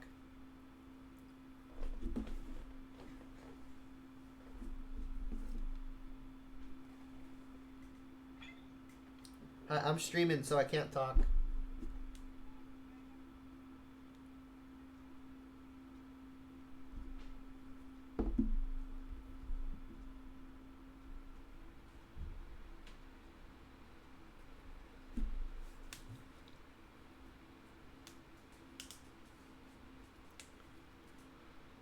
Yeah, I think the opponent really needed their pieces of the puzzle to pull some weight, and it just did not.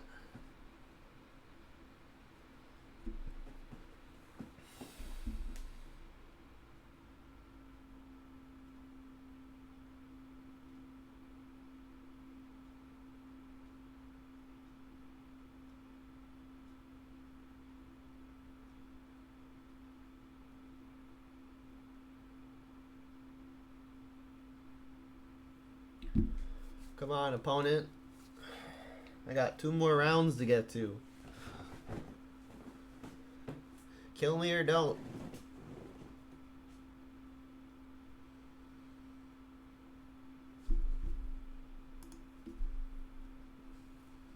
And they determined they have to pump the brakes. Great. I still think I want to shoot one of these goblins. Like, I'm going to be casting stuff like every single turn. Is it possible that I even want to just shoot my own Dark Confidant? No, that's crazy. I'm at 11. That's really healthy. And before just flipping Blood Braids. There are 2 in the deck. Not a lot of 3s either. I think there's like 4 other 3s in the deck. So there are like 6 things that would be sad to hit. There's one of them. Yeah, I mean, I think the opponent is on their hope the Bob kills me plan. I don't think it's going to happen, I mean, I could always just Liliana Edict myself. If I do that now, I have 2 blockers for their 5, which means I go to 3. It's pretty unnerving. I still think I want to get this Kroxa into play. Kroxa's gonna be really strong. I feel like it's gotta be. So I guess what's the danger then? So if I Liliana don't Edict myself now, what happens if I flip something else? So like if they attack all, I guess they can't attack because at least for one more turn, because then my Dark Confidant dies, and that does the opposite of what they want to happen.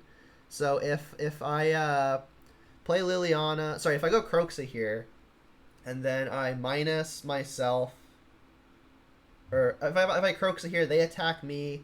They can't attack. Sorry, what am I talking about?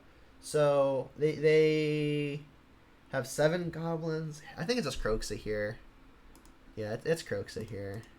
Glyphs will shrink, but that's not super bad. I'll keep an artifact. They've got lots of instants. I guess they also have a sorcery.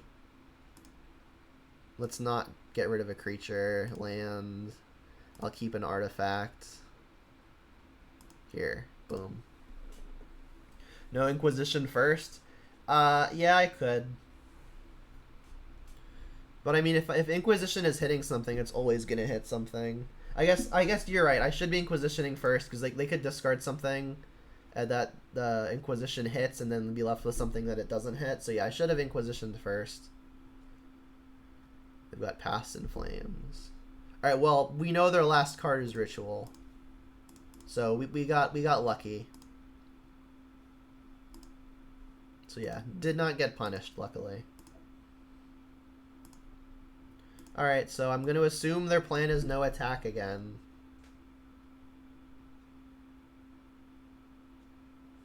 Yeah, I think I made the right version of that play earlier.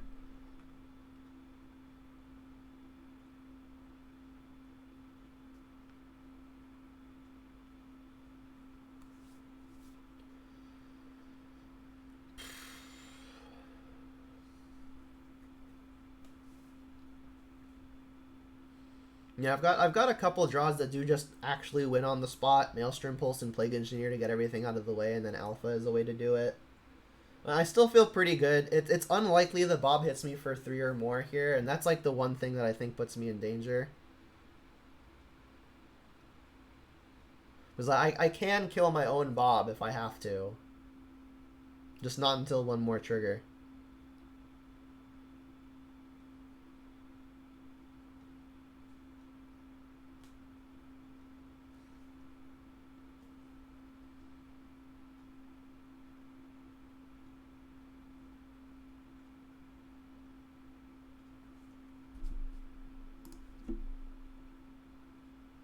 And then Past in Flames is scary, but it requires 5 mana.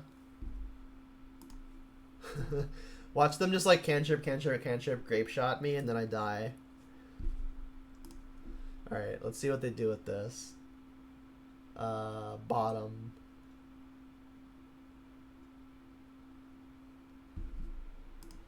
Alright, I don't think they've got an attack.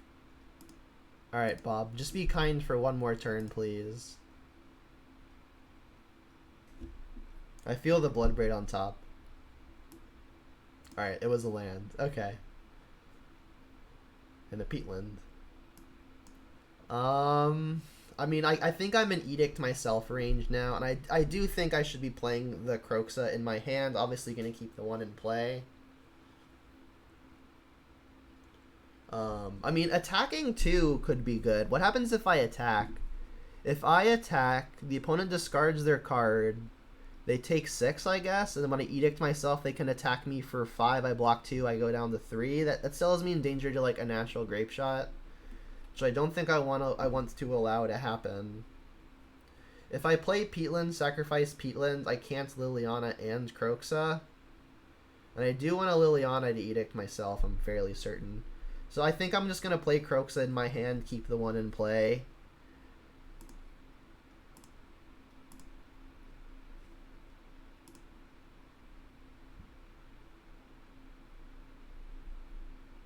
Alright.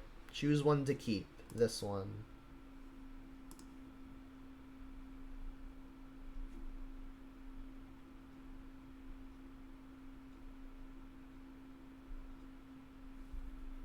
Paying costs. Uh-oh. It was a ritual. Okay. So, Liliana. I guess they know of Forest, so let's play Forest. Play a Liliana. Edict myself. Target player sacrifices a creature. Thank you, Dark Confidant. You did your job. Oh, and they've conceded. Alright, cool. Alright. Excellent. So, although we did get kind of a sweat, I mean, Dark Confidant, I think, was aeons better than a Ren and 6 would have been in that particular match. I mean, against Storm, I think Dark Confidant is generally one of the better cards you can have. Whereas Ren and 6 is one of your weaker. But then we also played a matchup where, like, kind of the opposite was true, where we played against Goblins.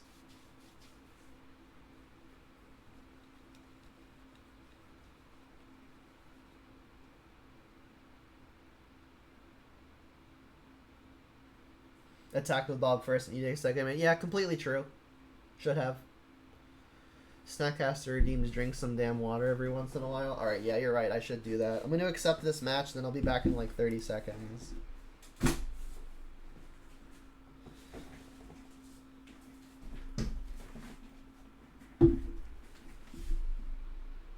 One land's a no-go. I'm going to keep and not be happy about it.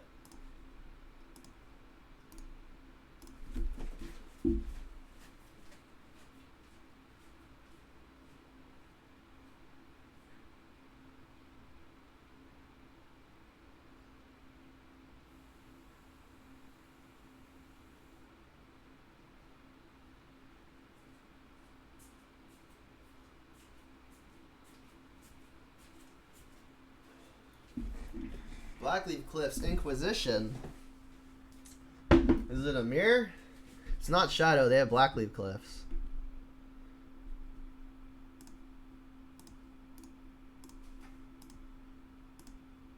Mirrors are fun, but they're kind of luck related, I've found. Hey, it's a mirror. Haven't done one of these in a hot minute. Goif. Another land pretty bad. Alright, well, I kind of just like have to play my own Goif and then feel really, really sad when the opponent like has a Liliana or a Ren and 6. As a Ren and 6 consideration, I might just not block.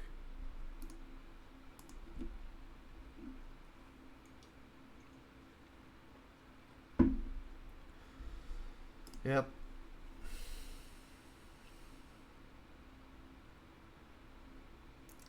Let end my life with the Liliana. Haha! Card advantage. Another Goif. Inquisition. Alright, well, Inquisition is at least castable. Let's see how dead we are. Well, you don't want to pulse my Goif when you've got two Goifs. How funny would it be if they just didn't see that, though, and they, like, pulsed my Goif, and then I just, like, boom! That'd be great. I had an opponent do that to me, like, a couple weeks ago. It wasn't like, Tarmogoyfs. Alright, then, if they drew a Bolt or a Ren and 6, good beats. Alright, but they didn't. Alright, so let's get Stomping Ground to complete the Tron. And then we can Blood Braid. And then if I hit my own Pulse, I do think I want to cast it. And that's a really, really good draw. I guess I'm just going to play this, get Basic Mountain. And start chaining these things. Alright, so what do I want to hit here? Probably a Planeswalker, Liliana. Pyromancer? I mean, despite having Bloodbraid in hand, I think I still want to cast it.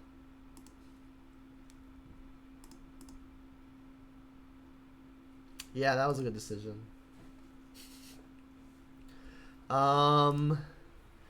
They don't have removal as their last card. Do I have an attack? Yeah, those hits were amazing. Do I have an attack? I think I do. I am still going to try to line up a double block of some kind.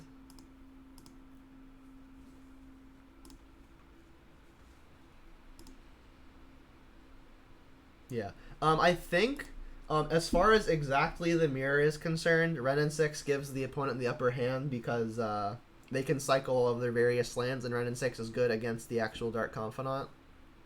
Alright, well, they're going to see my nuts. Oh, that sounded weird. They're going to see my hand. I mean, like, they're going to see my nutty hand, but that... Oh, man. Their late game discard spells actually being relevant. Well, I didn't realize what I was saying sounded so dirty until after I had said it. Bolt is a fine draw. That means I can attack with Bloodbraid and Tarmogoyf, and a block means that I get to kill one of the Goyfs. They could, like, put 2 Goyfs on my Goyf, though, which would make me kind of sad. In which case, I'd be trading Goyf and a Bolt for one of their Goyfs, and the board would be Goyf and like these 3 things. I think I want to pump the brakes, which is kind of crazy. No, that is crazy. Let's just jam.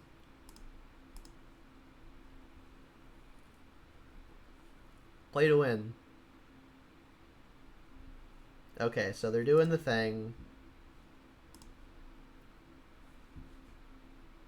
Bolt the one that got hurt. There you go. I mean, they don't have a good attack because then attacks on the backswing could be fairly lethal. But I mean, if they find like Bloodbraid here, we're very behind. Pyromancer would be very good. There's Pyromancer. Rip City. I mean, we've been ripping too.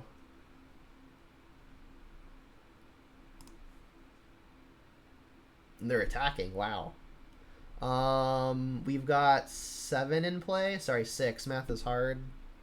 So if we get this out of the way, we don't even guarantee to have lethal quite yet. I think I want to take 1 hit. Like, the reason for blocking would be, like, if we draw a land, we can activate Pyromancer. Is it too much to ask to draw a 3rd Bloodbraid? Push. Push is good, too. I'm going to attack Bloodbraid, Pyromancer, both of which would trade.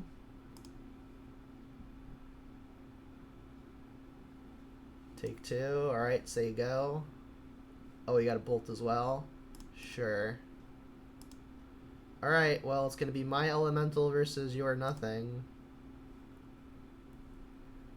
Or, I guess you get first look at something good. I mean, I think the turn where Croaks is so good here.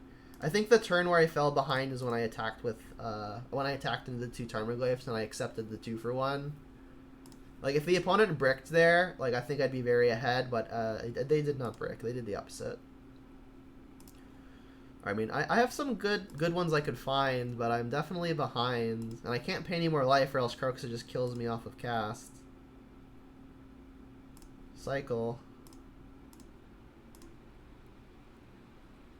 Goyf.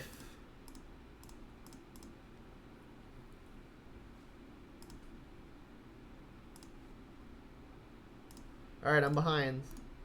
Opponent has Croxa. So yeah, I might have to like replay that attack in my head because I mean I think that's the point where I went behind. Not to say that I would have pulled ahead because like, the opponent has drawn pretty well after the fact. But I'm definitely behind now. I'm going to 1, which means if this Croxa attacks, I'm going to be pretty hard pressed to beat it. Here's Croxa. Goyf's still pretty big. I'll go to 1.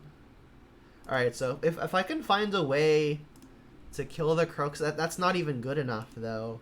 Because they'll just escape it and kill me. Inquisition. Alright, so what has to happen here is they have to attack, and then I have to block and attack back.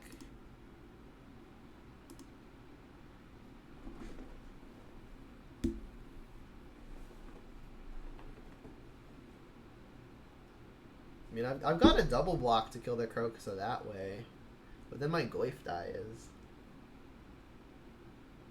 Aw. Funny how like discard tends to be some of the worst cards you can have in the matchup, and all three of theirs ended up being good even late game. All right, so Spellbomb, Huntmaster. I don't think I want Cleansing Wildfire, although it is interesting. Let's take out all of the hand disruption. That has me one short. Maybe then I do play like a Plague Engineer. I think I want Plague Engineer before Wildfire. I guess Wildfire redraws, but Engineer could be good versus the opponent's elementals made from Pyromancer.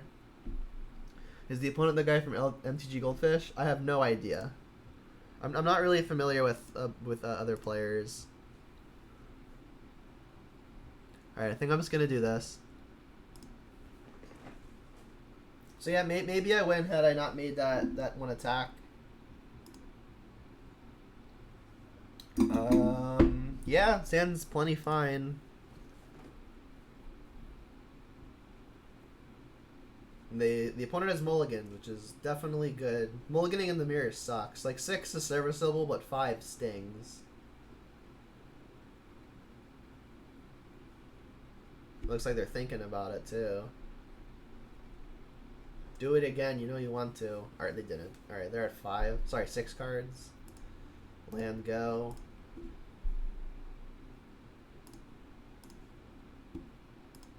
No discard on 1. Maybe they took him out. Oof, Bloodbraid's really good find. I could just cast Tarmogoyf here, but it dies to pretty much everything. Even a Bolt. So I think I'll go Kroxa first. No Baloth one time.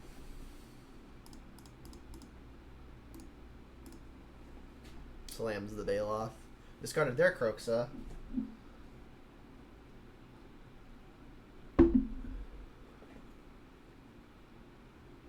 Got the Ren and 6. Yep, alright. That's a good one.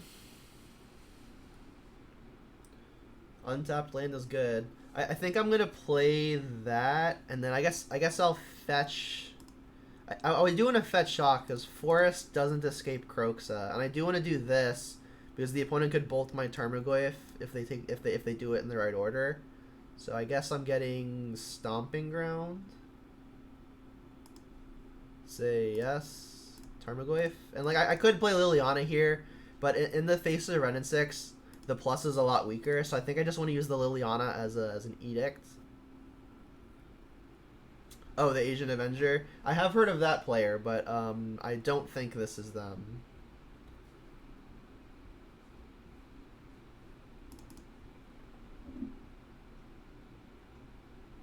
So Liliana would be unfortunate here, but we've got the Bloodbraid to take care of it as a worst case answer. Clothis. Okay. Clothis is going to be rough as well. Ooh, Huntmaster. Alright, well, I still think I want to cast Bloodbraid here because that enables us to kill Ren and 6.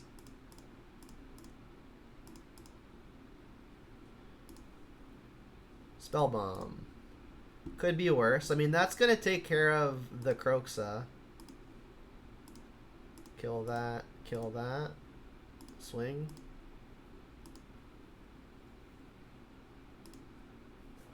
Alright, so we've got the threat heavy hand, which is good. Eat my Kroxa, makes sense. I mean, Clothis is a house in the mirror. It's gonna be hard to beat. Got a Bloodbraid too. Peasy, yep.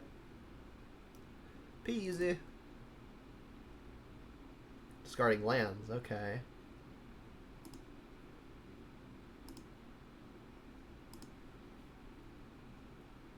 Another Goyf. Goyfs are a little awkward in the face of Clothis. I don't think I want to attack with Bloodbraid because that gives Clothis more good food. At least they have to like exile their own stuff. I want to just jam a Huntmaster here after attacking with Goyf. The issue is like they're so close to escaping Ren and 6. Like if they block and have a fetch land, they get to do it.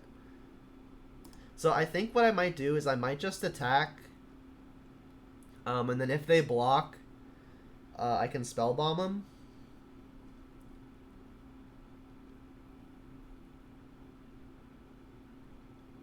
Because like this Clothis is gonna do a pretty good impression of a clock. So like I think I have to push damage to try to erase it somehow.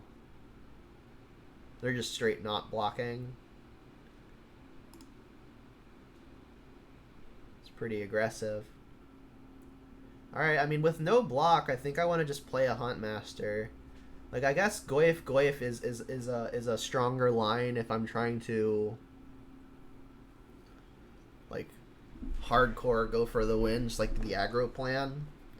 But I mean, the opponent potentially escaping Kroxa has me pretty nervous. I mean, no block means they have to put 2 cards in the yard somehow. If they push me end step and have a fetch, that would be a way to do it. But I could always pop Spellbomb and just not draw the card, which I would love the card, but if it's preventing a Kroxa and letting me play 2 Goyfs, then I'm probably happy. Yeah, I think I have to go full beatdown. We know the opponent is playing Maelstrom Pulse, so if they've got it, it'll be the Pulse of the Century, but I'm not going to play around it when I really need to erase this Clothis.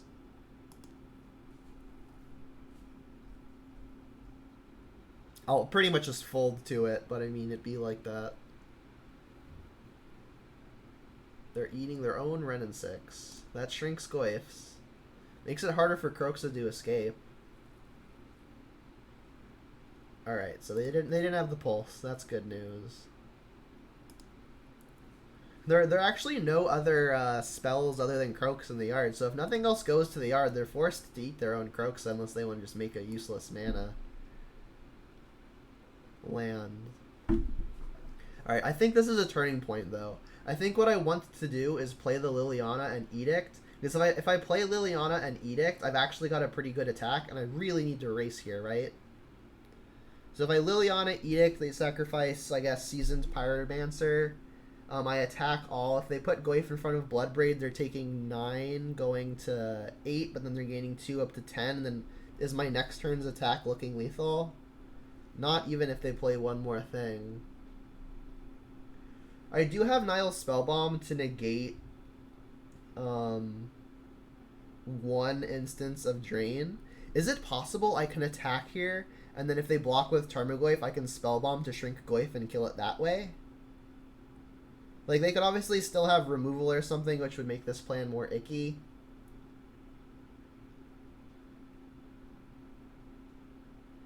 Yeah, I mean, I think I'm gonna Liliana minus here. And then just slam a jam.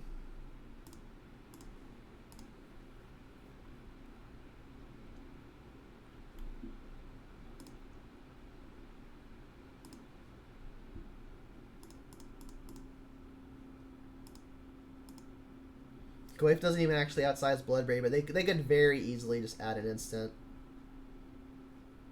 Accept the terms and conditions? Sure. I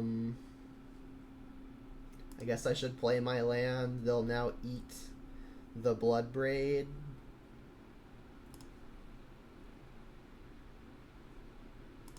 Oh, crap. Oh, they created a trigger. Thank God.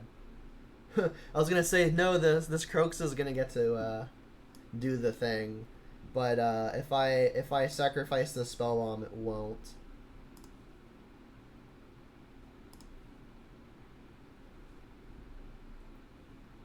I do think I want the card, so I'll pay the life. Ravine. I mean, Ravine's another attacker that I can play at the same time that I play Huntmaster, so not the worst. You can have a mana. You could smack me with Ravine, but then you're in danger of just dying, so that's risky.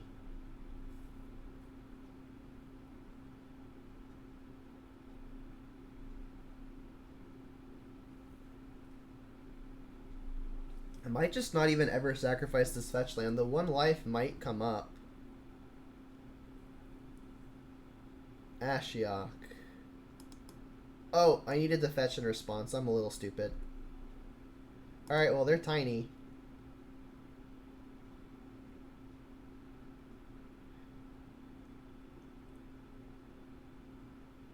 I mean, Clothis just straight doesn't have any food, right? Another Liliana. If I plus Liliana, discard Liliana, I can attack Ashiok for 3. I mean, I think I do just want to play Huntmaster, though. So, like, the question is, do I want to... I think I'm just playing everything, right? Like, I can plus Liliana, discard Liliana, play Ravine, play Huntmaster. The question then is just, like, where are the attacks going? The opponent eats the Liliana, puts me to 8. They've got Ravine. Ravine puts me to 4. They can bolt me down to 1. So if I plan on killing them on next turn's attack, I don't have to be afraid of 1 lightning bolt. I think I've got to go face. I mean, I'm also playing Ravine. Sorry, the Huntmaster, which is going to have me growing a little bit. They're going to discard probably a non-planeswalker. A land. I think I'm just going face. And then just playing the rest of my stuff. Face, face, face. Yeah, push you to 4.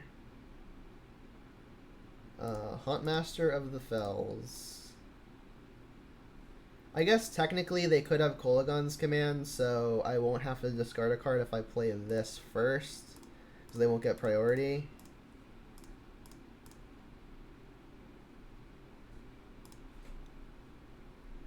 Alright, no damnation, please. Alright, so you'll eat my Liliana, reshrink the Goyfs.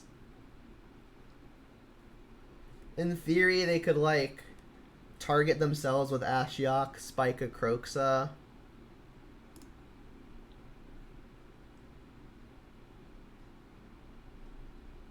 But I mean, there's always going to be land in the yard, because I can, even though I don't get a fetch with the Ashiok in play, I can still at least put a land in the yard. Yeah, they're trying to spike a Kroxa. They missed. Sick. Do I think Ren and 6 better than Bob in the Mirror, or just the presence of Ren for the opponent? I think in a if you're assuming one isn't fighting the other, I think Dark Confidant is better. But if they're going head to head, like if they're both in play, Dark Confidant ain't gonna be in play for very long, right? Because it'll just ping it. It'll get pinged by the Ren. So I think they have the upper hand in terms of which 2-drop they're playing. All right, they didn't have any discard in, which I think is the correct thing for them to do.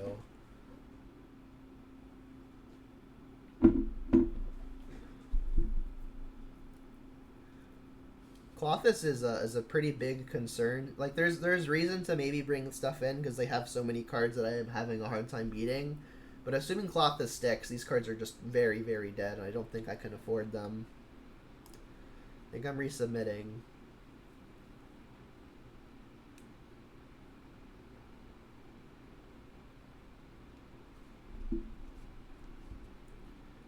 This hand is not exciting, but it's more than acceptable as opposed to going down to 6.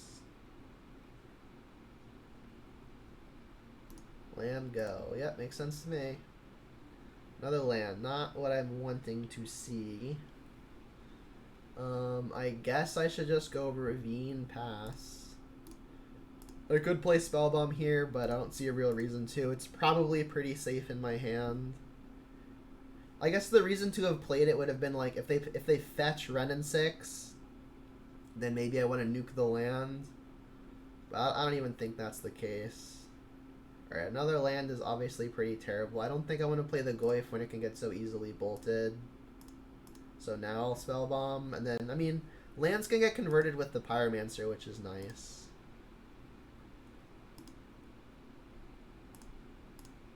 I'm kind of scared of what they could have here on 3.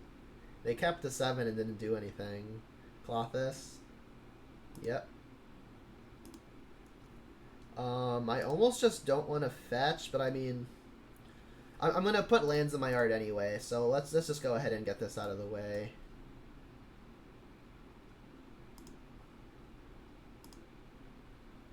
Yeah, Klothys is a pretty decent mirror breaker. Geez, another land. Alright, well, we're going to pitch 2 lands to this Pyromancer. We're also playing 23 lands, which is 1 less than usual. Alright, let's ditch a fetch. I guess just the other one. Yeah. Well, we drew a land in a card that doesn't answer Klothys, funny enough. Alright, so you're going to get a mana here. Oh, they're gonna kill in response, so they have something to target? That's smart.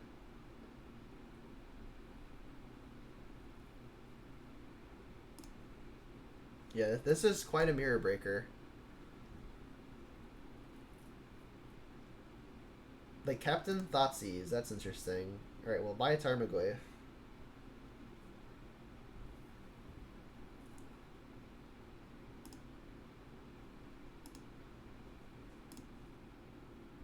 Go on deck. Deck has a the deck said okay. Alright, so I guess if I play all these tapped, I end up net saving a life if I just fetch for a basic here now. So I'll fetch for a basic here now.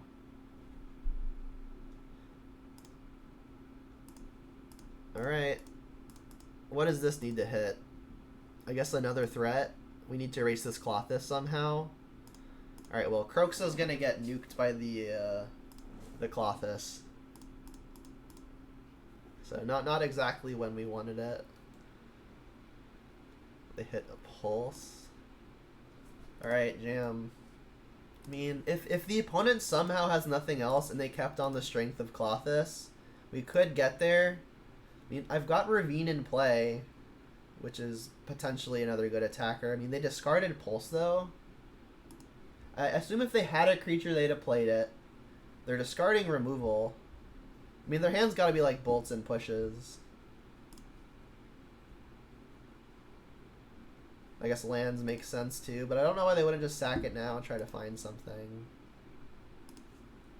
Come on, deck. I don't think I want to activate Ravine. I said that the read was that they had like bolts and pushes. I mean, I might just be in desperation mode, in which case let's just activate Ravine and jam. I think I'm going to be popping Spellbomb this turn to counteract at least one activation, and I do want to draw the card off of it. So I think I'm going to Peatland here, and then I'll probably draw the card off of that as well. Just get in for my 3, which feels like 1 because Clothis is treading water pretty well.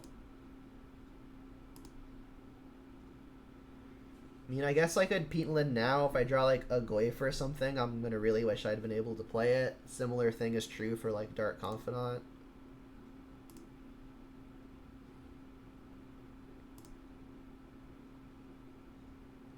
There's Dark Confidant. Then I'll hold up the black for the Spellbomb activation.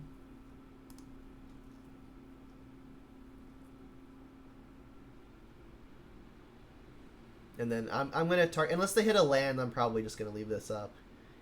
Sack Peatland makes sense. Oh, it's like a Kolagon's command. That'd be brutal. They don't have a creature to get back. It's like shock. I don't even know what they want to shock here. And I discard. I guess I'll discard a land. I mean, land means I can't activate this Ravine, but I think my spells are just going to be more important.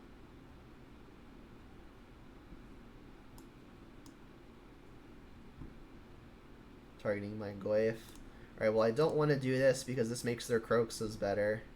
But they don't have a Croxa yet. And I do want to find action. There's action. Alright, so we've countered 1. They have no follow-up? Okay, they have a follow-up. Liliana. If they edict me, I can kill it. Yeah.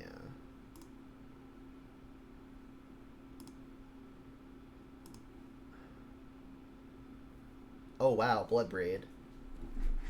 I might just want to do that. They could have Bolt or Push, which has been the read. I think I'm just Bloodbraiding. I need to get a clock going, I think. Although, I guess, like, if I Hunt Master first, I can get that going, like, just hopefully starting to flip faster. I can't imagine this thing is going to flip very often, though. I think I want a Bloodbraid. I really need this to hit, like, an additional threat. Luckily, there aren't any Inquisitions or Thoughtseizes to hit. Pulse. That kills the Liliana. If they had the push, they wouldn't have done that K command. That was kind of bad. I mean, the K command just costs more mana, and they didn't really have a good second mode, so it's completely possible they were just trying to be mana efficient. Alright, and I guess they don't have it, because maybe they do want to save the life here. We did revolt them off of killing Liliana. Yep. How do they have nothing? It's gotta be... I don't know what their hand could be. Is it just lands? Whoa, we drew another Bloodbraid. Let's jam it.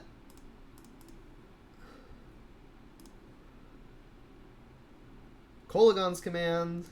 Get back Bloodbraid. 2 to you. Yeah, I think I'm buying back Bloodbraid and shocking the opponent. The opponent has demonstrated that their hand isn't that good. So I think instead of having them discard a card, I'm just going to shock them in an attempt to continue winning the race.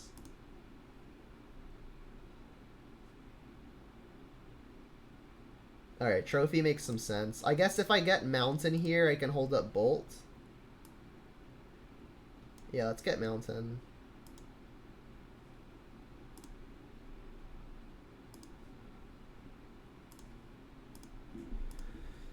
It's gonna be close. This Clothis is doing the thing. Whoa, I misclicked. So, yeah, I misclicked. This could be pretty bad if the opponent finds exactly a Bloodbraid, because like that could very easily swing the race. So like, full disclosure, I'm pretty colorblind. And reds and greens are hard for me. I didn't read the card, I just like picked the thing. And they're killing my Ravine? Alright, well now we get to get Mountain anyway, I guess. Never punished. What is this? Oh, wow. Yeah, second chance. And I do think I want to bolt this thing out of the way, because all of my damage matters. So they have 2 fresh ones. I mean, I think I'm just going to slam Bloodbraid and keep attacking. What am I hoping to find now? I guess still another threat, like Goyf would be good. Wow.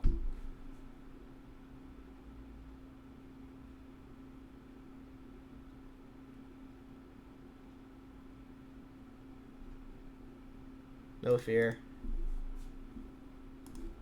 No fear in this dojo.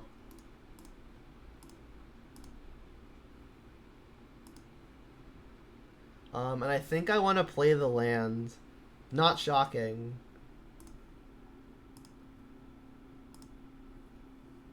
Greatness at any cost, yeah. Like, I need an attacker. Like, this puts the opponent to 8, and this is my 8th power of power. 8th stat of power. I had another land. Yeah, Huntmaster does. That's fine. If you want to Edict me to prevent lethal, I'll sack the Bob.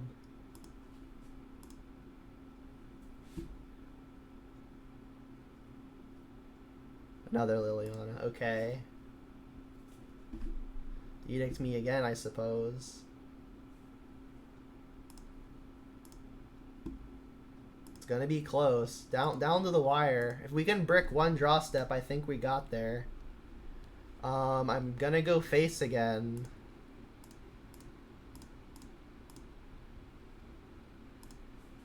And like, even like if the opponent doesn't draw a spell, the Huntmaster also flips, which is good.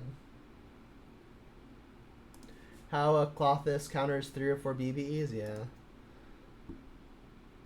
I mean, one way to beat a Clothis is just to like have access to like most of your Bloodbraids, right? Alright, so if they bricked, they die. They bricked!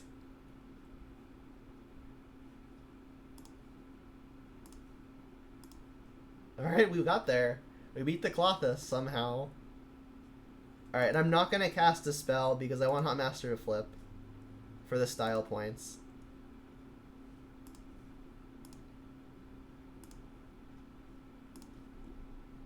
Jeez. We drew pretty hot to get out of that. But I mean, that's what we needed to happen. I did say that, like, this matchup, I think, in my experience, has been very luck-based. And we drew hot.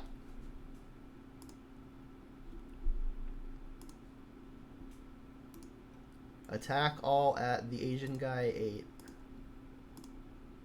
Oh yeah, they have Pyromancer. We can still break it up. This says trample. So like this really doesn't matter. Alright, so that's gonna resolve. And then we can just kill one of the things, right? Yeah, because they could, yeah, they're still just dead. Like they could go block, block, take 4, go to 1, but this has us winning anyway.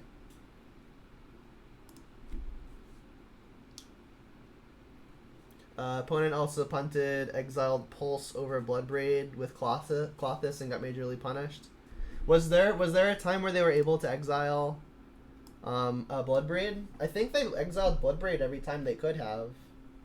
Like I think one of our Bloodbraids had died immediately after a Clothis emptied my yard. So I don't recall exactly, but you might be right. BB. Oh, it was the one right before the K command. Then yeah, that was a big mistake, which definitely helped. Luck, like I said, luck.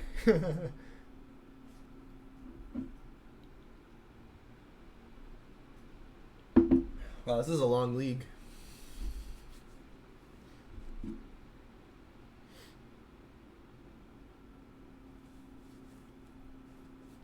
We're 2 hours and 11 minutes into the recording.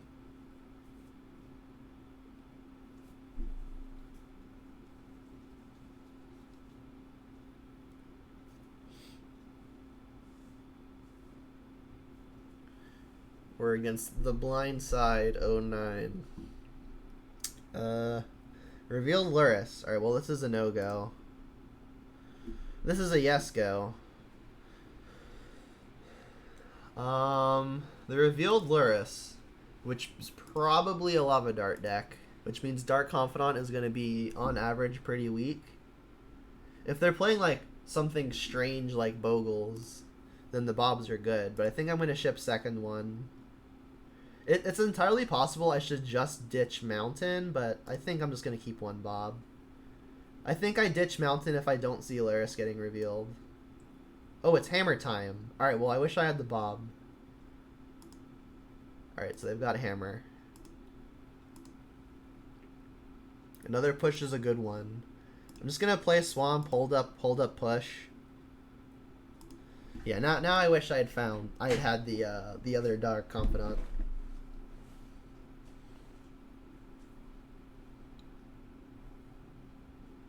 Sigurd is 8. That is fine. I've got lots of pushes. I could decay that, but honestly, I think I'm just going to want to use the decay as removal spell. Bloodbraid's a good pickup. It's Dark Confidant time.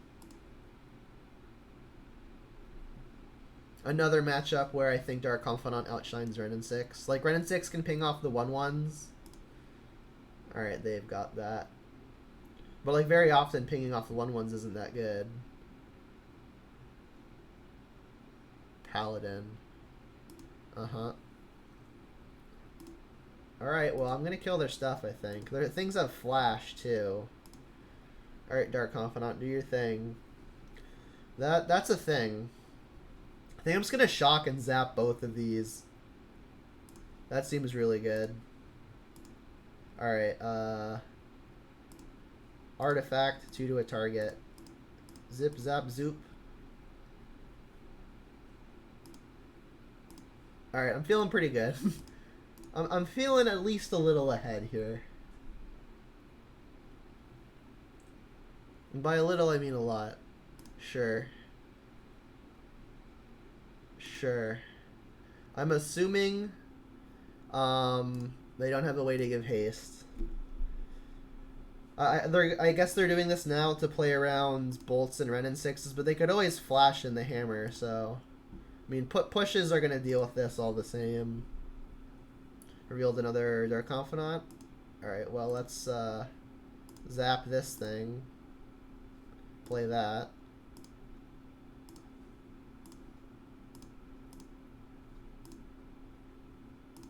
Feeling good. Luris is something I'm going to have to keep on the radar, but I've got plenty of ways to kill a Luris. Stoneforge, okay. So, thinking ahead on this Luris. Hit another hammer. Alright, so... Decay and Push are both pretty non-discriminatory when it comes to +10/+10. I don't think I want to push here. I could just push here in order to bait the hammer. This is the hammer that I knew about already. No, they just found this off the Stoneforge. So I could just bolt this to bait the hammer. And I kind of think I want to, because then I can just untap and kill this thing, and then they've also used a hammer. Yeah, let's bait the hammer. And, like, if they let this die, like, I'm also pretty happy about that. Sure.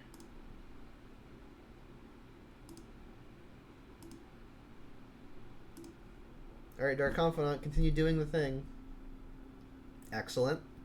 A little awkward that I'm short on black, and everything is actually black. I definitely want to kill the Stoneforge. I think I'm going to use the Fatal Push, because Abrupt Decay kills the Lurrus without Revolt.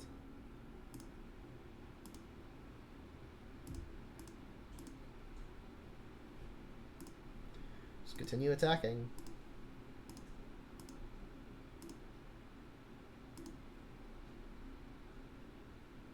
Oh, I just did the opposite of what I said I was going to do.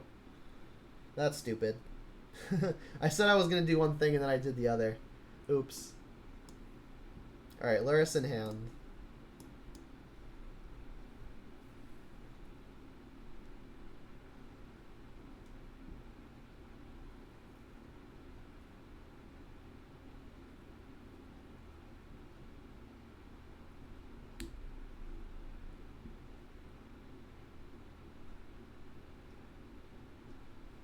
I mean, I could also just, like, Inquisition it out of the opponent's hand. I would love to just draw a black source at some point, though.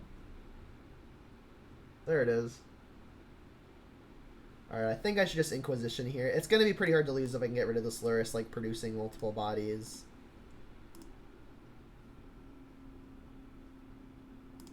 Alright, so... Alright, so if they have one more artifact, they can Metalcraft, but then I've still just got the push for it. Let's take the Lurrus.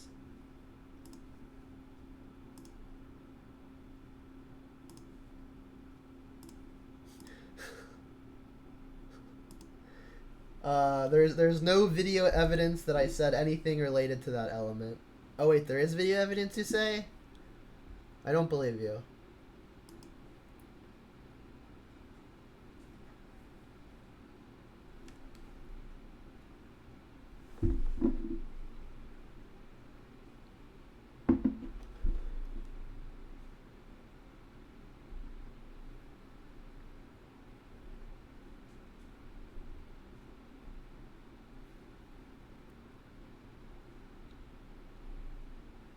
Drum. Alright, well that turns Metalcraft on. They can equip for 0, but no haste.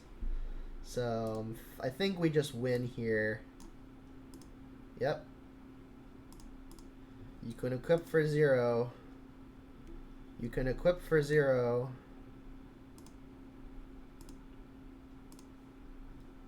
This Bob has been excellent. Cool.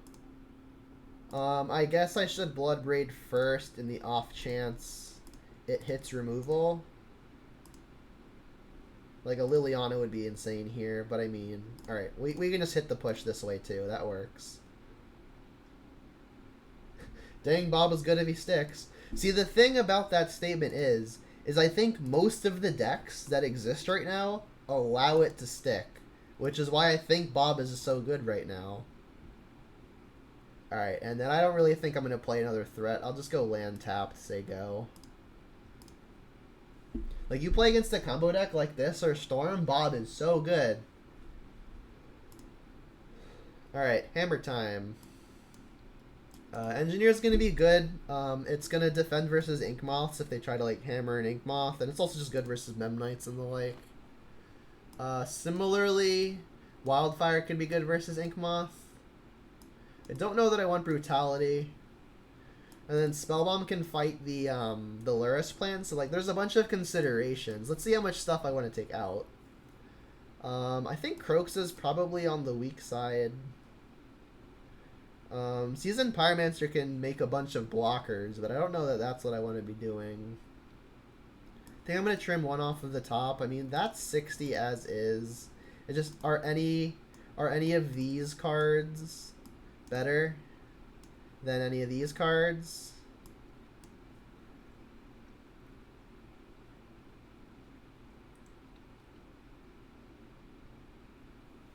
I mean, Brutality, I guess it kills most of their creatures that don't have a hammer. And it can get like Steel Shaper's Gift, Path to Exile. That's kind of it, right? I don't think I want the Cleansings. I've got so many instant speed removal spells that it kind of just doesn't matter. Like, even Decay is good against the Ink Moth because like you just decay the hammer. I think I want the Spell Bombs. I'm not really convinced on these. So how am I making room for Spell Bombs? I could see just 2 being good. It's really just for the Luris plan, right? Like, they're not like Dredge where I like need all 3. I think on the draw I could cut a Liliana. And like maybe a Pyromancer. Yeah, this looks fine.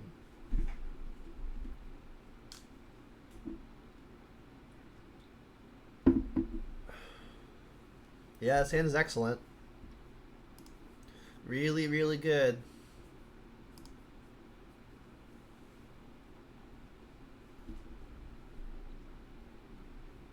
Sure. Wow, that was good. I think I'm gonna play Bolt, or this, so I have the option of playing Bolt. I think that Bolt is gonna be the weaker removal still, because like we saw last game that they could flash in hammers to defend. So I think I want to use Bolt before push, just because Bolt is a little bit more fragile. Auriok Champion. Alright, well, we can engineer naming human. So not the most backbreaking thing that could have happened. If they hammer it, it gets much harder. Alright, and there's the land. I think I'm just going to Dark Confidant here, get those cards rolling. So obviously, like, if they hammer here, they could just put me to, what is it? 8? And then I don't really have an out to Auriok Champion other than Liliana. But I mean, if they don't hammer here, Engineer should do a fine job with the champion. Alright, they've got hammer. Alright, so I need to find Liliana, and I took one out, right?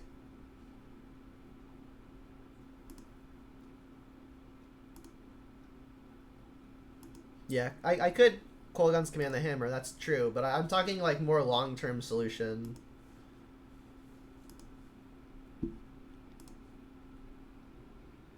Two lands. Alright, well I guess I'm reserved to Kolaghan's Commanding here. I cannot block, so I guess that means I'm attacking.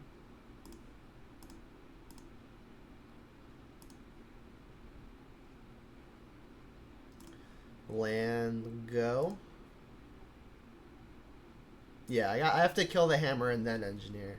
So, I mean, I've got outs just, like, in play. But if they've got access to second hammer, that could very easily break that up.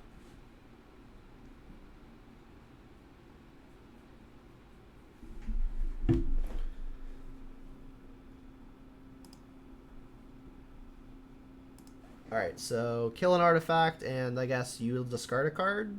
I could kill my own Bob just because I'm already so low. That's not ridiculous. In fact, I think that might be the play.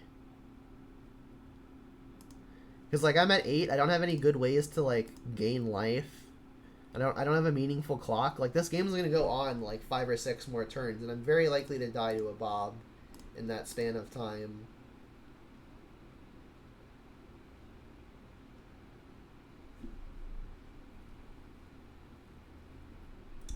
Alright, that worked.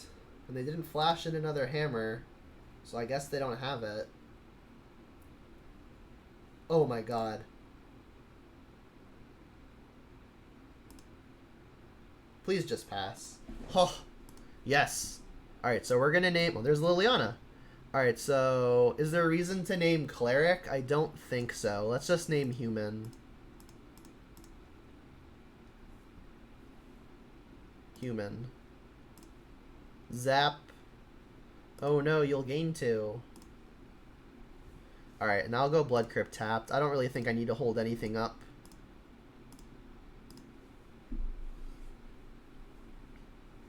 Cleric would hit Giver. That's true. Is Giver like a core or is it a human? All right. Well, Stoneforge is another hammer, but I mean I've got ways to deal with that. In fact, I'll probably just Liliana first, and I guess they're gonna do it now to continue to play around Bolt. But I mean, doing it now is also kind of risky, right? Because then their hammer might be stranded and unable to be equipped to future creatures. And Spellbomb stops the Luris plan. Alright, everything is coming up well. Alright, so black, doesn't matter, black. It's a core. Alright, let's Edict you. Play a land. Is there any reason to play Spellbomb now? I mean, I guess it's kind of free. I'd have to pay a life, which I do want to avoid if I want to cast Fatal Push. And I mentioned I want to cast Lightning Bolt first. And they don't even have Luris in their hand. I've got so much mana. I really don't think there's a reason to potentially lose a life. Let's just attack.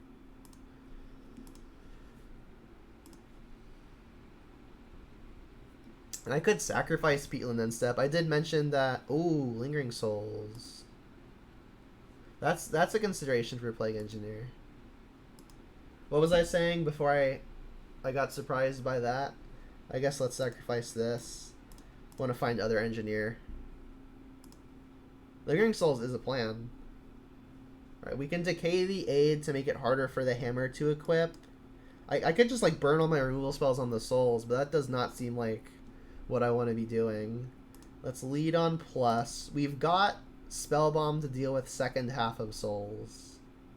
I think I want to play this land. I'm probably just going to ditch the other Bob for this first similar reason that I killed my own second copy. Just I don't think I'm going to have a good window to play that, especially without being able to gain a lot of life. Alright, they discarded a Steel Shaper's Gift. Sure. Alright, so let's attack. This is an interesting game. Souls is going to make it a little bit more complicated. I'm definitely playing Spellbomb here and popping immediately. Spellbomb. Don't want them getting second half of the souls. Say yes. Another Peatland. Alright, and I'm definitely going to bolt one of these now. And then I'll leave up the push for if they try to kill me with hammer. And then if they don't, I might just cash in this Liliana for the Spirit Edict. We're not out of the woods yet, but this Plague Engineer has been very amazing. It's gonna be close.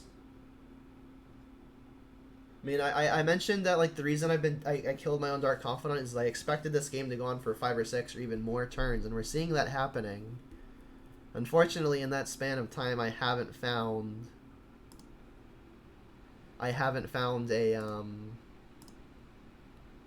a decent threat. Alright, so let's see where they go. They're just trying to kill me. Alright, let's kill the thing. If they've got a protection spell, then at least I'll know about it for future games. And they don't. Alright, so hammer is stranded. Kill my engineer. Yep. Alright, so future Auriok champions might be good, but we've got Liliana. Alright, so now we have to be worried about the hammer being a game plan the opponent can use. They can't flash in a creature here. I think I'm just gonna plus Liliana, discard Nurturing Peatland, jam with Ravine.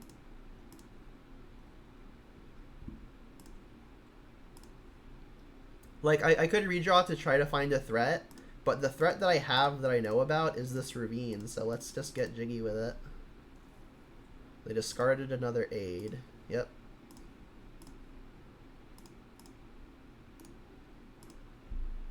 So over 3 turns, this hits for 15. 4 plus 5 plus 6. Wow, they found the Lingering Souls. Yikes. Land. Okay. So I can Edict here. Fetch means I can still hold up push while jamming with the Ravine. And I still have other basic swamp in the deck. So I think what's going to happen is I'm going to activate Ravine first, attack, see if they want to block, and then I'll Edict, and then hold up push. This all seems fine to me.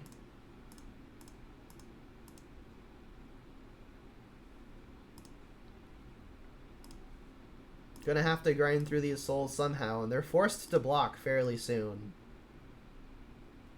Not yet, they say. Alright, let's cash in. Or I guess we get to keep the Liliana. Kill a spirit, play this, say go. Souls was a really good find. That's going to make it difficult.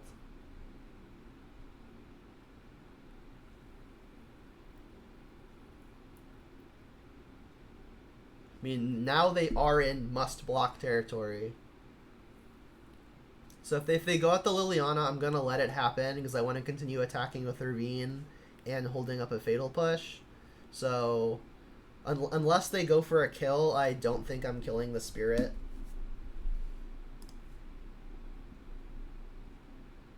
They're going for Liliana, yep. They don't want me loading up another Edict, I suppose. More Lingering Souls, yep. And I do have to fetch at some point, so let's just do it now. Guess we can get a shock land. I've only got 2 green. I've got lots of red, so let's do Overgrown Tomb. Say no. Another land, not what I want to see. Alright, well, I guess I'm activating Ravine again. They are in must-block territory.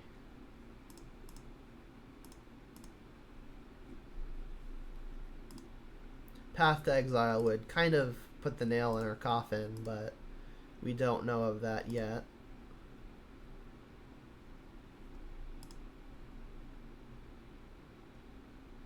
Should I play land? I guess that means that if I fetch Painlessly, I could activate Ravine and have Decay as an option. Also, I can Revolt a Fatal Push now if that becomes relevant.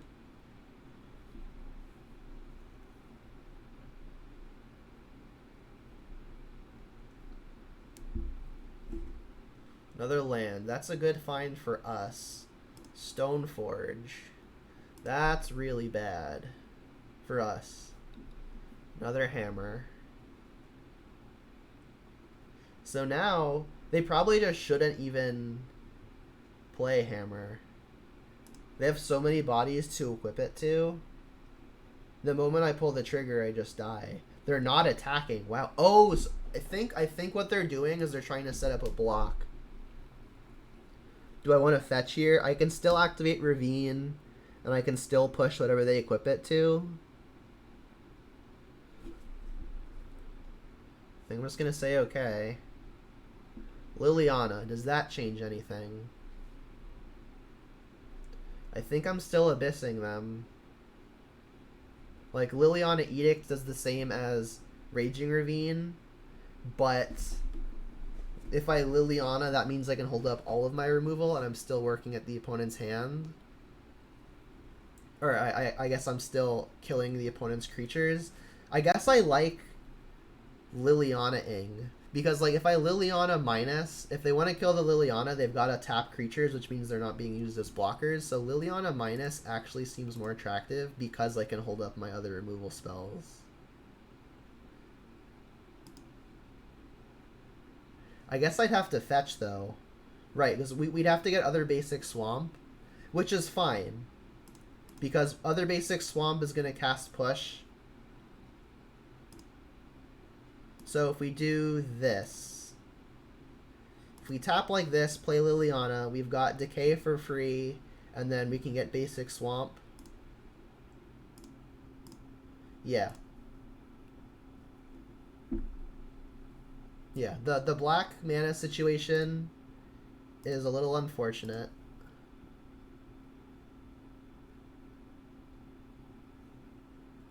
But yeah, so like I like the Liliana play again because both activating Ravine and Liliana both just effectively kill a creature. I don't need any more counters on Ravine to be lethal, but this means that a Liliana is in play at the end of it as opposed to just Ravine having another counter.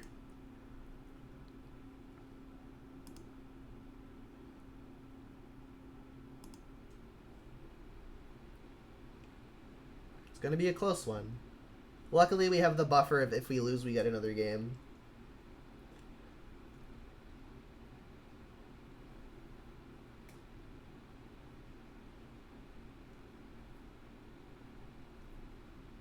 So 3-card hand, not including this Luris.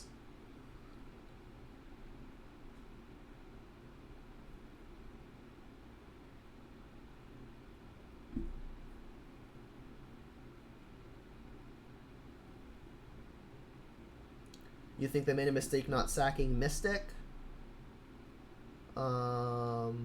Just because it's a 1/2? Yeah, I think you're accurate. I think they should have kept the spirits. All right, so this means that when they flash into hammer, they'll draw a card, which is pretty annoying. But I mean, I have to allow it. I still need to kill whatever it is they're going to try to equip. Third artifact would mean that they can Metalcraft equip, but I can maybe just decay a hammer as a way to break that up. They're playing hammer now. That's pretty interesting. Alright, well, I'm obviously going to let them pick their target. I guess they just want to draw the card immediately, huh? And they're targeting the Stoneforge. Alright, so this is a pivotal point, right? So, like, if I kill the Stoneforge that it's equipping to, the opponent could then, like, maybe draw another hammer, equip hammer. But that's fine, too, because they'll have Metalcraft, they'll make this really big. I can then just kill the other spirit, and then my Ravine, like, abysses the third creature. So I think letting them draw the card here is fine, barring a protection spell.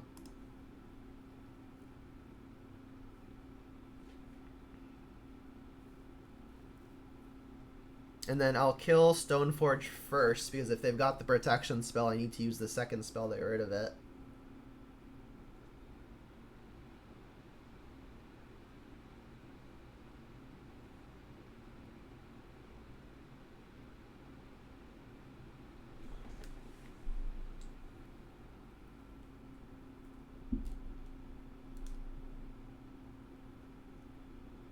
Paying costs.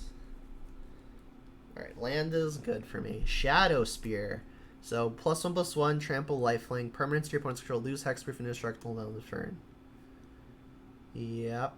Oh, so, importantly, this would enable Metalcraft, which means I then have to kill 2 things. But that's fine, right? Because then it's the same thing as that I mentioned before. I get to kill both creatures and then just abyss the other one.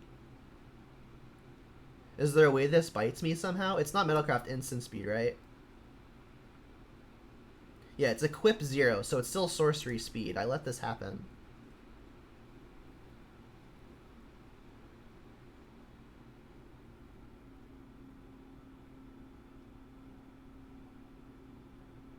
Oh, this was a mistake, though, wasn't it? I should have killed this in response.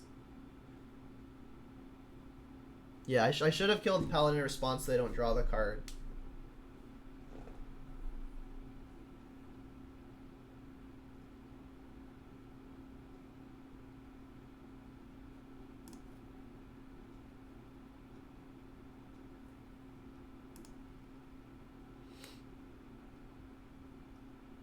Yeah, this has been quite the game. I'm gonna be a little upset if I lose because I gave the opponent an extra card. I mean, Liliana's going to Edict it, so it's unlikely to actually equate to an extra card. Alright, let's see where they attack.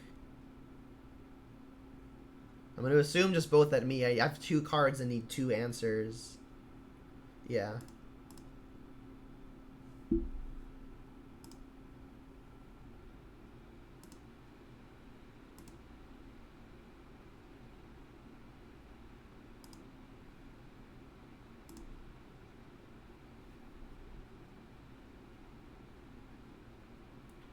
Oh, crap. So I don't actually abyss their last creature because they've got the Metalcraft. So I need to kill Hammer.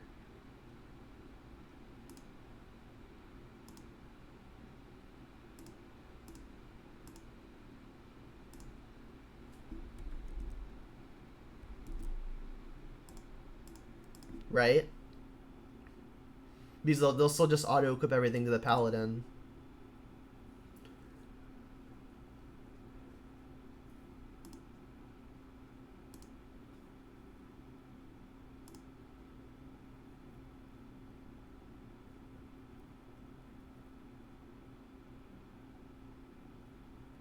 Yeah, so if they have another artifact here, my punt actually costs me the game.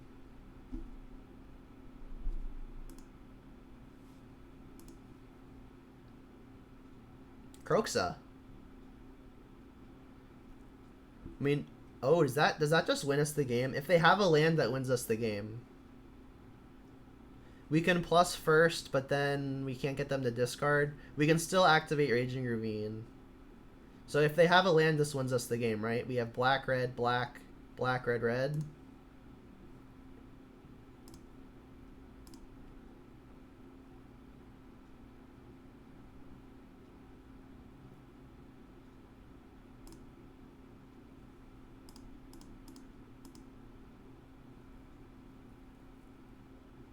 It's a land. Alright, so we win.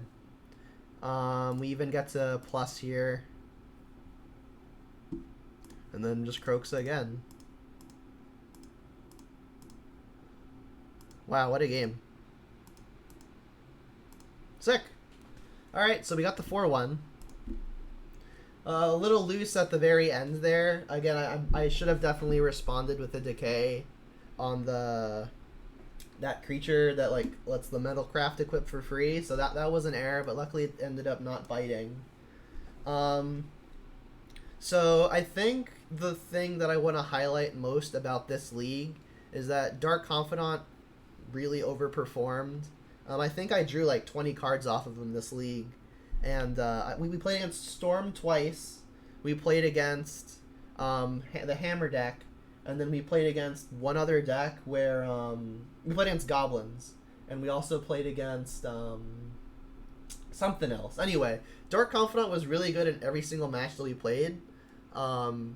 Whereas Ren and 6 would have been good in only one of the matches that we played. So while I don't deny the power of Ren and 6, it's my opinion that currently Dark Confidant is better in more spots. And playing Dark Confidant definitely paid off, at least as far as this 5-match series was concerned. Yeah, we went Storm, Goblin, Storm, Jund, Hammer Time, right. So, not considering how the matches actually went, if I'm playing against Storm, I definitely prefer playing Dark Confidant. If I'm playing against Goblins, it's very close. Storm again, Dark Confidant, Jund, specifically in the mirror, Ren and 6 pairs up well versus the Dark Confidant, but assuming one player has only one of the two cards, I think the card that would perform more is Dark Confidant. And then against Hammer Time, I definitely want Dark Confidant. So, I mean, Dark Confidant just did really, really well, and I think this example was, this league was a good example of how Dark Confidant is positioned. Yeah, like if I play against Amulet and Tron and Blue-White, I also want Dark Confidant. All true. I think Dark Confidant is real good versus Blue-White, real good versus Tron. As good as it can be. Definitely you want it over Ren and 6 at least. And then versus Amulet, you also definitely want the Dark Confidant. All true. So, I mean, the league went very well, obviously.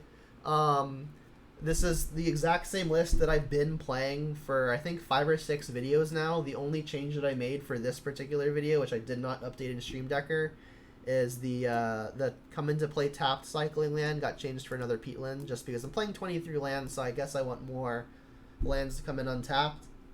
But overall, just very excited with how this deck performed, and I'm going to do something probably pretty similar coming up in the near future. So this video is kind of long, apologize for that. But until next time, have a good one, and Jund them out.